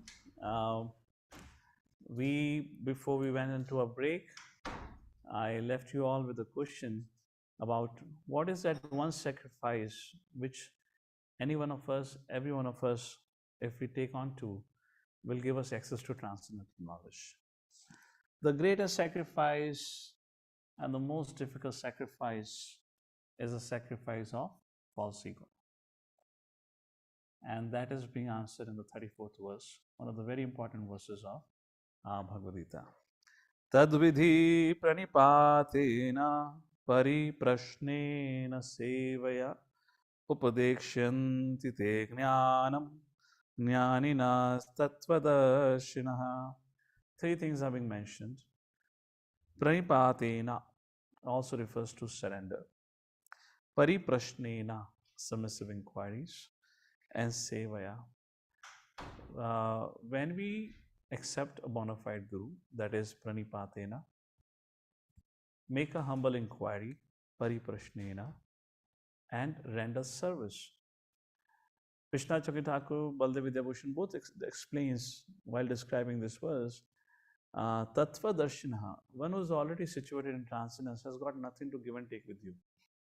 Why should he spend his time answering your question? Therefore, sevaya is very, very important component. Unless we render service to such personalities, unless we please them by our humble disposition and our attempts to serve them, there is no purpose for them to spend time on us. Therefore, the process of surrender begins with taking up services. Once again, I'll repeat, the process of surrender begins with taking up service. And when we render service, and the right mood, and if it pleases the Vaishnava, then Vaishnava will spend time, will pray for us, will answer our inquiries and whatnot. That's the point here. So what is that greatest sacrifice? What is that one sacrifice which we ought to be performing regardless of which social order or spiritual order we all are, is sacrifice of false ego. And that is what can give us transcendental knowledge. So somebody please read out the translation of text number 34. Hare Ram Krishna Prabhu, go ahead. Prabhu, unmute yourself. Hare Krishna. Yes. Just try to learn the truth by approaching a spiritual master. Inquire from him submissively and render service unto him. The self-realized souls can impart knowledge unto you because they have seen the truth. So Srila Vaishnava Chakravarti Thakur says, this is the verse which describes how to acquire transcendental knowledge. And a similar verse is found in Shruti Shastras. This is part of Smriti Shastras. Mahabharata is part of Smriti Shastra, but similar verses found in Shruti Shastras. Some people give a lot of emphasis on Shruti, and it is said, Tad Vijnanatham Sagurum Evavi Gachat Samitpani Shrotriyam Brahmanishtam. So Brahmanishtam, the knowledge of Brahman, can only be acquired from a personality who is fixed in Brahman. So by acquiring a bona fide guru is being mentioned. So Prabhupada in the purport, in the very first line, very interesting line he mentions. Harinam Prabhu, you were reading. You want to read what is the first line in the purport? Very special line. Hare Krishna. Hare Krishna. Yeah, you're there. Please The path of spiritual realization is undoubtedly difficult. Lord therefore advises us to approach a bona fide spiritual master in the line of disciplic succession from the Lord himself. No one can be a bona fide spiritual master without following this principle of disciplic succession. Lord is the original spiritual master, and a person in the disciplic succession can convey the message of the Lord as it is to his disciple. No one can be spiritually realized by manufacturing his own process, as is the fashion of the foolish pretenders. Hare Krishna. So today you'll find there is a huge fan following in generally. The masses generally accept self-made gurus. The masses of people generally get attracted to someone who is self-made. But somebody is coming in bona fide disciplic succession, the attraction is not there much because they think, oh, he's not sharing something new. Somebody who is self-made has come to this position, must be something unique and new to offer. And the only unique and new thing to offer is the same old gibberish. They keep offering the same garbage in the new glass. Like Prabhupada would say, right? Serving the wine in the new glass, the same thing. Few lines down in the purport, Prabhupada says, satisfaction of the self-realized spiritual master is the secret of advancement in spiritual life. So just like to question asked by Mother Rati Manjari, I was saying, there is one thing to intellectually understand, but there is another thing to follow that. And to follow that requires a strength, bala. That comes from Balaram. Balaram is a representation of Guru. That's the point here. Spiritual master should be accepted, although satisfaction of the self-realized spiritual master is the secret of advancement in spiritual life. So how do we make progress in spiritual life? The advancement comes by pleasing spiritual master. What happens when you please spiritual master? We acquire a strength to follow what we have understood. Otherwise, it is not. I hope this is clear. Inquiries and submission constitute the proper combination for spiritual understanding. Unless there is submission and service, inquiries from the learned spiritual master will not be effective. One must be able to pass the test of the spiritual master. When he sees the genuine desire of the disciple, he automatically blesses the disciple with genuine spiritual understanding. Madhvendra Puri and Ishwara Puri, a perfect example. In this verse, both blind following and absurd inquiries are condemned.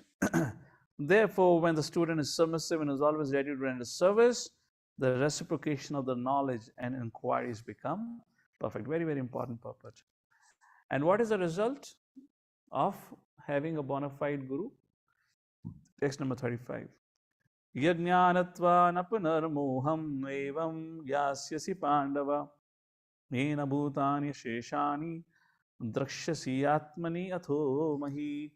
Please read the translation. If I can't put your hands up, go ahead and read the translation, 35th verse. Having obtained real knowledge from a self-realized soul, you will never fall again into such illusion. For by this knowledge, you will see that all living beings are but part of the Supreme, or in other words, that they are mind. So, Baldev Vidyabhushan describes that this verse describes the result of knowledge. When you have bona fide guru, you get a transcendental knowledge. And what is the result of it? Realizing this knowledge of Paramatma along with that of Jiva, such a person will never fall under bewilderment. Arjuna was thinking that I'm killing my relatives. This was his bewilderment. So then Arjuna ponders, why would I not fall under bewilderment? What is so special about this knowledge? So Baldev Vidyabhushan in his commentary writes, by this knowledge you will see all bodies of men and even devatas situated separately as jivas with material identification. I am man, I am woman, I am devta, I am gandharva, I am kinnara. And you will also see those bodies situated in me, the Lord of all, the cause of everything, as they are my products. In other words, with this, you will be able to distinguish between body, matter, and spirit, and would also be able to see that everything is part and parcel of the Supreme Personality of Godhead. He is Matchitta. I mean, what is that? Mamayuni, what is that? 15th chapter, verse number 7. Mamayivamsu Jivaloka Jivabhuta. Everything is my part and parcel. That's the point here. Text number 36. What are the fruits of transcendental knowledge are being discussed in text number 36. So now the transcendental knowledge, the glories of transcendental knowledge is being discussed from text number 36 to 39. What is the power of transcendental knowledge? Api ched asi papebhya. Very interesting verse, huh? Sarvebhya papakrit tamaha sarvam jnana plaveneva vrajinam santarishyasi. Api ched, even if somebody is one of the great sinners, sarvebhya papakrit tamaha, he will be freed of all papakrit tamaha. Sarvam jnana plavaneva, sitting on the boat of transcendental knowledge, vrajinam santarishyasi. Vrajina means the ocean of material miseries. Santarishyasi means he will cross. Even if someone is a great sinner, but if he gets transcendental knowledge, then he will be able to cross the ocean of suffering. This is a contradictory statement. Please, all of you, open 7th chapter, verse number 28 in your book. This is not the correct statement.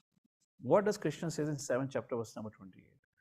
Yeshantuvantagatam papam janana punya karmanam te dvandamoha nirmukta bhajante mam dradvrataha.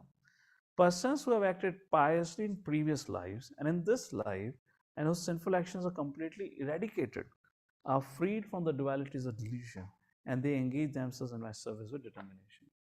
Point is, unless you have a pure heart, you cannot get transcendental knowledge. And somebody is a sinner, cannot have a pure heart. So pure heart equals transcendental knowledge, has an excess transcendental knowledge. Sinner equals to impure heart. If you have an impure heart, then how can you have transcendental knowledge? So why Krishna is making a contradictory statement? And therefore, Baldev Vidyabhushan analyzes this, very beautiful analysis he does, and he says, pay attention to the very first two words. Api ched. Even if Lord Shri Krishna is discussing the impossibility, even if the impossible situation is there, yet the transcendental knowledge is so powerful, even the most sinful person will get purified. Example is Jagai Madai. The power of transcendental knowledge is such. What Jagai Madai learned? The divinity of Nityananda Prabhu Chaitanya Mahaprabhu. The power of transcendental knowledge is such that even the most sinful person, which is the impossible case, even such a person can be delivered. Please read the translation now. Text number 36.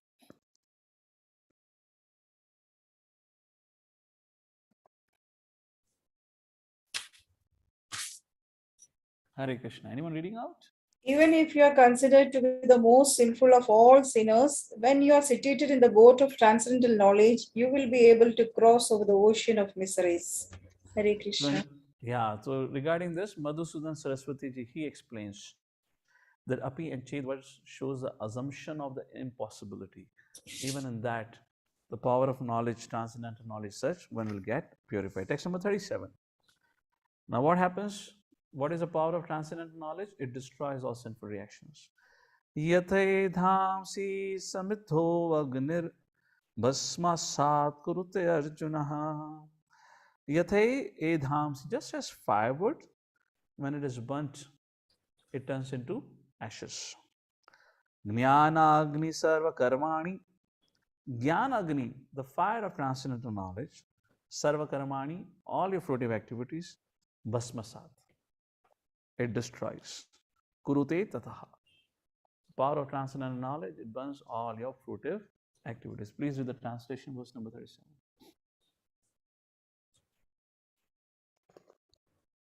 Hare Krishna.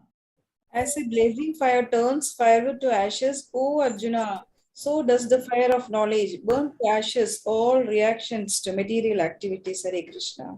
So, I guess Mother Hindu was asking this question. So, what is burnt is not prarabdh. What is burnt is aprarabdh. Okay? Aprarabdh is the future. In future, we'll get those karmas, the reactions. So, what is burnt is the future reactions, not the current.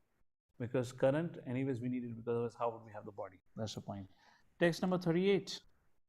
Nahi jnanena sadrisham pavitram iha vidyate tasmayam yoga samsiddha kalenatmani vindati. Somebody read the translation, please go ahead. In this world, there is nothing so sublime and pure as transcendental knowledge.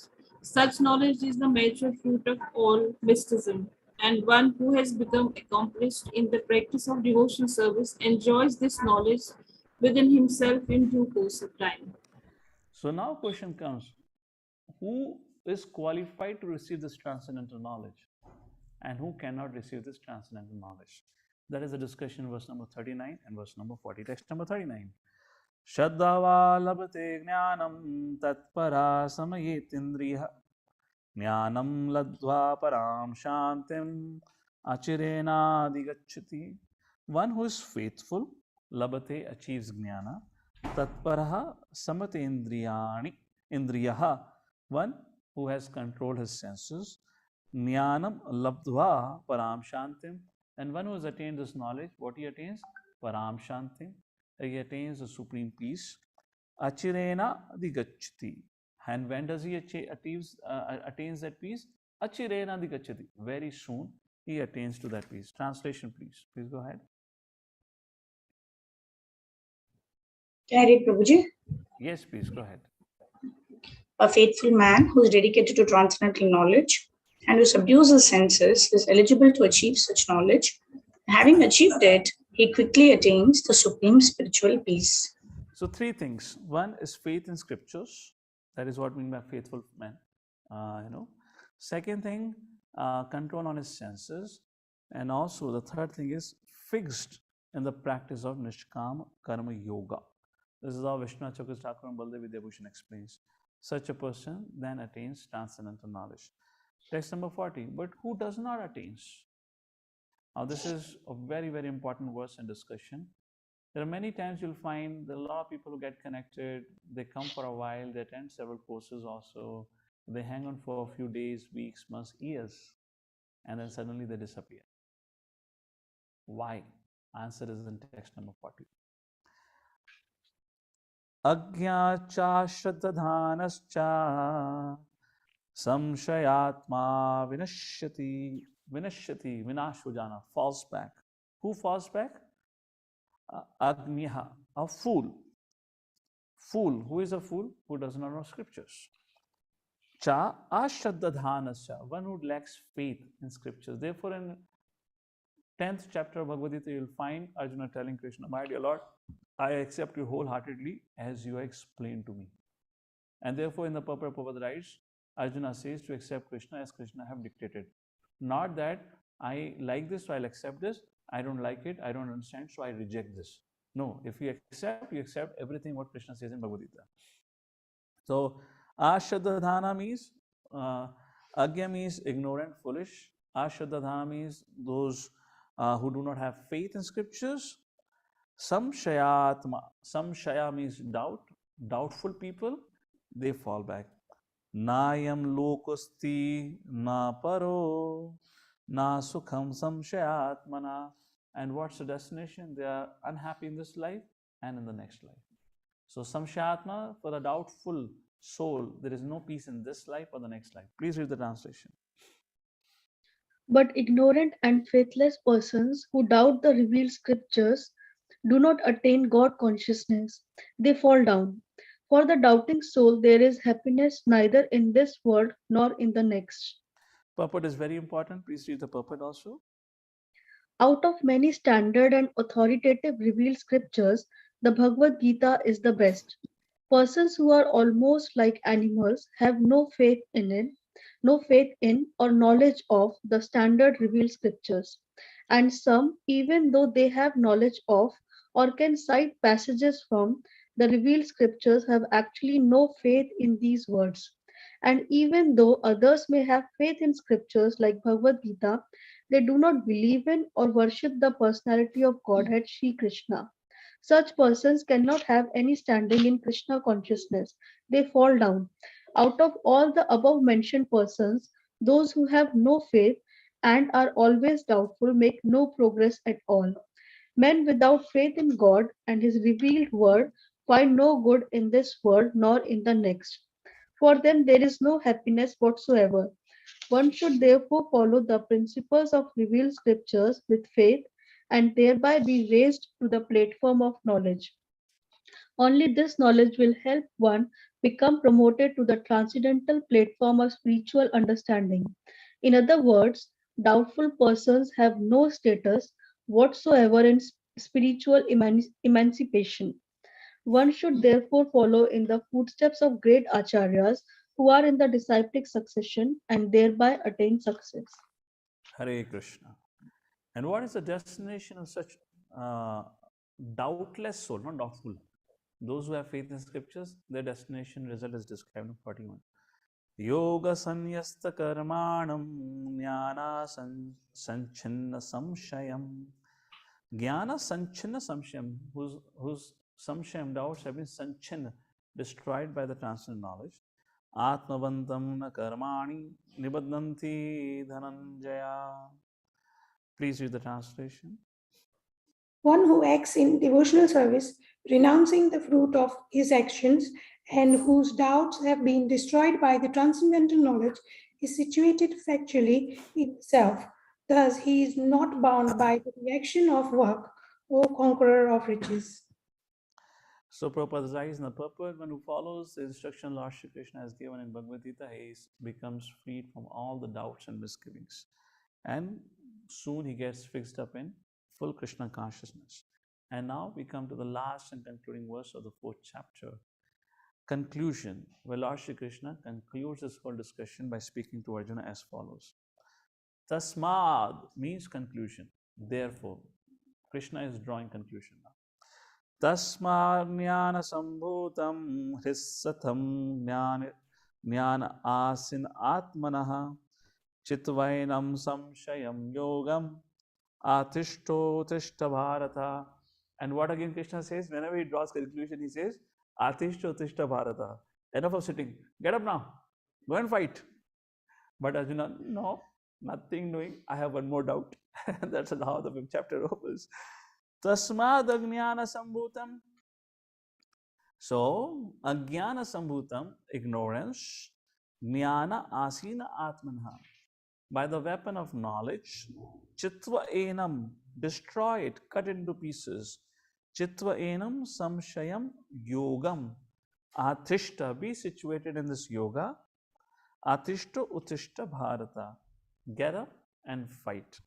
Please read the translation. Hare Krishna, Prabhuji. Yes. Therefore, the doubts which have arisen in your heart out of ignorance should be slashed by the weapon of knowledge. Armed with yoga, O Bharata, stand and fight. Hare Krishna. And shall read the purport also for this complicated chapter. Let's see how Prabhupada concludes the whole Yes, chapter. Please read out. Purport by Srila Prabhupada, Jai Srila Prabhupada. The yoga system instructed in this chapter is called Sanatana Yoga, or eternal activities performed by the living entity. This yoga has 2 divisions of sacrificial actions. One is called sacrifice of one's material possessions, and the other is called knowledge of self, which is pure spiritual activity. The sacrifice of one's material possession is not dovetailed for spiritual realization, and such sacrifice becomes material. But one who performs such a sacrifices with a spiritual object or in devotional service makes a perfect sacrifice. When we Hare come to Krishna. Just to add a point, so your acts of charity, giving clothes, giving food, or donating money is not useless, or is not mundane, if it is done for the right cause. Which means we just had annual fundraising. Every ISKCON temple does that. Congregation supports that. So it's not that we should not do it, because it is done to support the cause of Krishna conscious activity, that becomes perfect. What is mundane is the charitable organization without any Krishna conscious understanding. That's the point here. Please go ahead, Mother. When we come to spiritual activities, we find that these are also divided into two, namely, understanding of one's own self or one's constitutional position, and the truth regarding the Supreme Personality of Godhead. One who follows the path of Bhagavad Gita as it is can very easily understand these two important divisions of spiritual knowledge. For him, there is no difficulty in obtaining perfect knowledge of the self as part and parcel of the Lord, and such understanding is beneficial, for such a person can easily understand the transcendental activities of the Lord. In the beginning of this chapter, Hare Krishna. So transcendental activity, two things. One is knowledge about the self, and second is knowledge about the Lord. The activities and the knowledge about the Lord was given in the beginning of the chapter. And Prabhupada makes a point, those who do not understand this or believe this are faithless, who doubt Krishna's divinity. Continue, Mother.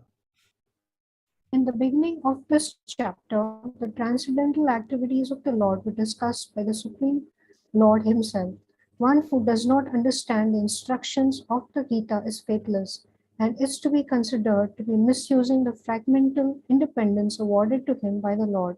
In spite of such instructions, one who does not understand the real nature of the Lord as the eternal, blissful, and all-knowing personality of Godhead is certainly fool number one. Ignorance can be removed by gradual acceptance of the principles of Krishna consciousness. Krishna consciousness is awakened by different types of sacrifices to the demigods. Sacrifice. So I'll give the summary of this. So Prabhupada quotes all those different kind of sacrifices, and then Prabhupada says, one who sees that objective is the real student of Bhagavad Gita. And what is that? The purpose of sacrifice should be self-realization. One is therefore advised to study Bhagavad Gita or any other scripture under a bona fide spiritual master with service and surrender. A bona fide spiritual master is in the disciplic succession from time immemorial. He does not deviate at all from the instruction of the Supreme Lord. The Lord is definitely the Supreme Person, and his activities are transcendental. One who understands this is a liberated person from the very beginning of his study of Bhagavad Gita. And with this ends the Bhaktivedanta purpose to the 4th chapter. So, what is 4th chapter? 4th chapter, there are few very important points discussed, rest all of the details. One, what is transcendental knowledge, which has been established. Transcendental knowledge is to understand who am I, and is to understand the divinity of the Lord. That's first step. So what is the divinity of the Lord is being discussed in the first initial verses of 4th chapter. What are the benefits of the transcendental knowledge? It destroys misconceptions. How does a person functions who has got transcendental knowledge is discussion from verse number 16 to verse number 24. And what is that? Person who has received transcendental knowledge does not do anything for sense gratification. He does it everything as yajna. Oh, yajna? Yajna means sacrifice. What are the different types of yajnas? Then that was a discussion about different types of yajna. But the best yajna is that by which we acquire transcendental knowledge. How can you acquire transcendental knowledge? When yajna or any sacrifice is done for the pleasure of Krishna. And how that begins? That begins by making the greatest sacrifice. And that greatest sacrifice is of one's false ego by accepting a bona fide spiritual master. The 4th chapter begins with the need of Guru, and again comes back on the need of Guru. What is the 4th chapter beginning? Evam parampara praptam imaraj rishyo viduhu sakala nehamahata yoga nashta parantapa. Krishna, Arjuna, I'm telling you this. Why? Because this knowledge was lost, because Guru Parampara was destroyed. And then again, later on, Krishna says, how does this transcendental knowledge can be received? By approaching a bona fide Guru. What is spoken in 4th chapter 2nd verse is being repeated again in 4th chapter 34 verse. You're seeing the connection now? I'm telling you this because I'm re-establishing this because Guru disciplic line was broken. And then the other aspect of the discussion is the glories of transcendental knowledge, which was discussed from 35th verse onwards. Who get transcendental knowledge cannot fall down. One who gets transcendental knowledge, he gets freed from all his sinful reactions, etc., etc. And what is the goal of the transcendental knowledge? To get firmly fixed in the service of the Supreme Personality of Godhead. So the 4th chapter entirely was about 3 things. What is transcendental knowledge? How to gain this transcendental knowledge? And the process of transcendental knowledge. What are the 3 things about chapter 4? What is transcendental knowledge? How to gain transcendental knowledge? And what is the process of transcendental knowledge? This is the 4th chapter and all.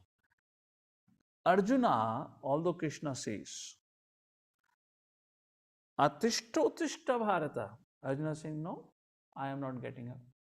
I have one more question. What is my question? The same question that I asked you in the 3rd chapter. Tell me clearly what you want me to do. घुमाओ नहीं मेरे को, आप बहुत घुमा फिरा रहे हो. And what does Krishna says in 5th chapter? Let's just briefly read the first verse and we'll close. Arjuna vacha Sanyasam karmanam Krishna punaryogam cha samshashi yashreyo etayorekam tanme bruhi sunishitam. Tell me nishitam. You decide what is best for me. You seem to be confused, my dear Lord. You're telling too many things, huh? So Arjuna said, oh Krishna, first of all you asked me to renounce work and then again you recommend work with devotion. Now will you kindly tell me what you want me to do? So, all right, the discussion continues next time. So we go to this is another very, very beautiful chapter, but this is way simpler than what was the 3rd and the 4th chapter. 4th chapter was slightly difficult on that regard. So with that, we conclude here for today. Any questions, any clarifications, any comments?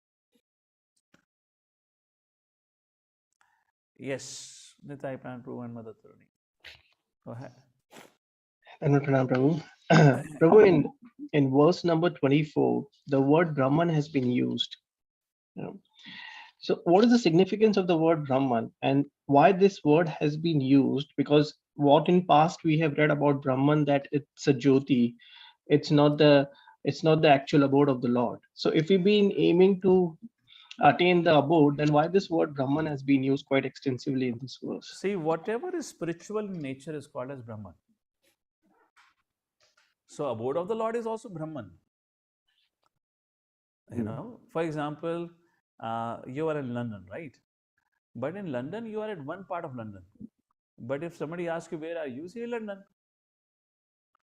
So spirit is Brahman. But Krishna or the Lord is called as Para Brahman. So Vaikuntha is also Brahman. Because it's all spiritual. So that is what is being highlighted here. You know, the person who's performing yajna is Brahman. The ladle by which offering is done is Brahman. The fire in which it is put is also Brahman. The destination is also Brahman. So don't confuse the word Brahman here with that Brahman effulgent and all that thing. I don't know if I guess I was making a point in this class only, right? We have to understand the words in the context. Here the context of Brahman is not merging into the light. That's not the context here. Brahman refers to spirit. Spiritual. That is Brahman. Okay? All right. Thank you, Prabhu. Hare Krishna. Madhurati Manjari, please go ahead. Hare Krishna, Prabhuji. In the 4.18, one who sees inaction in action and action in inaction. Prabhuji, the inaction in action is, you mentioned Janak Maharaj as the example, and for action in action as sannyasis. Falguni enunciates. In the 3rd chapter, verse number 7, Krishna talks about, right, pretenders. Yes, so in action, they have taken to the renounce order pretenders, as Krishna speaks in the 3rd chapter, verse number 7. That is what inaction in action. Okay, and thank you. Action in action is Janak Maharaj again from the 3rd chapter. Okay. Thank And you. Thank who you. sees this and who understands the difference between the two is a person in knowledge. Yes. And that is how Krishna is encouraging, because it was spoken by Krishna only, na? Mm. Krishna has already spoken in the past. So when he's making this verse, so this is the connection which Arjuna could pick up. Yes. Thank you very much, Hare Krishna. Yes. Anything else from anyone? All right. Thank you all for your kind attention. Jagadguru Srila Prabhupada ki. So we have completed successfully 4th chapter. We have 2 more chapters to go, 5th chapter and 6th chapter. And my goal is to complete each chapter in 2 sessions. So which means 4 weeks from now, your first unit gets covered over. Which means this is September. Your Kartik will begin with Bhakti Shastri exam. Somewhere in the middle of the Kartik, we'll schedule an exam for all of you. Of course, we'll check with all of you for your dates and availability. We'll plan out like that. So I'm wishing you a happy Kartik from now only. So you should not get a surprise and say, Prabhuji, you spoiled our Kartik by telling us last minute we have an exam.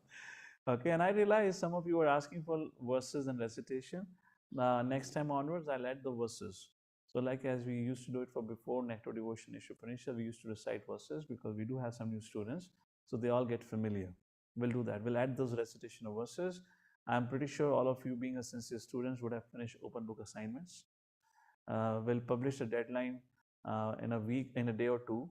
So today is 10th. I guess by 20th of September, we can collect your open book assignment. So with the Ekaha Kuru Nandana, Vaya Vasayatmika Buddhi, only for closed book examination.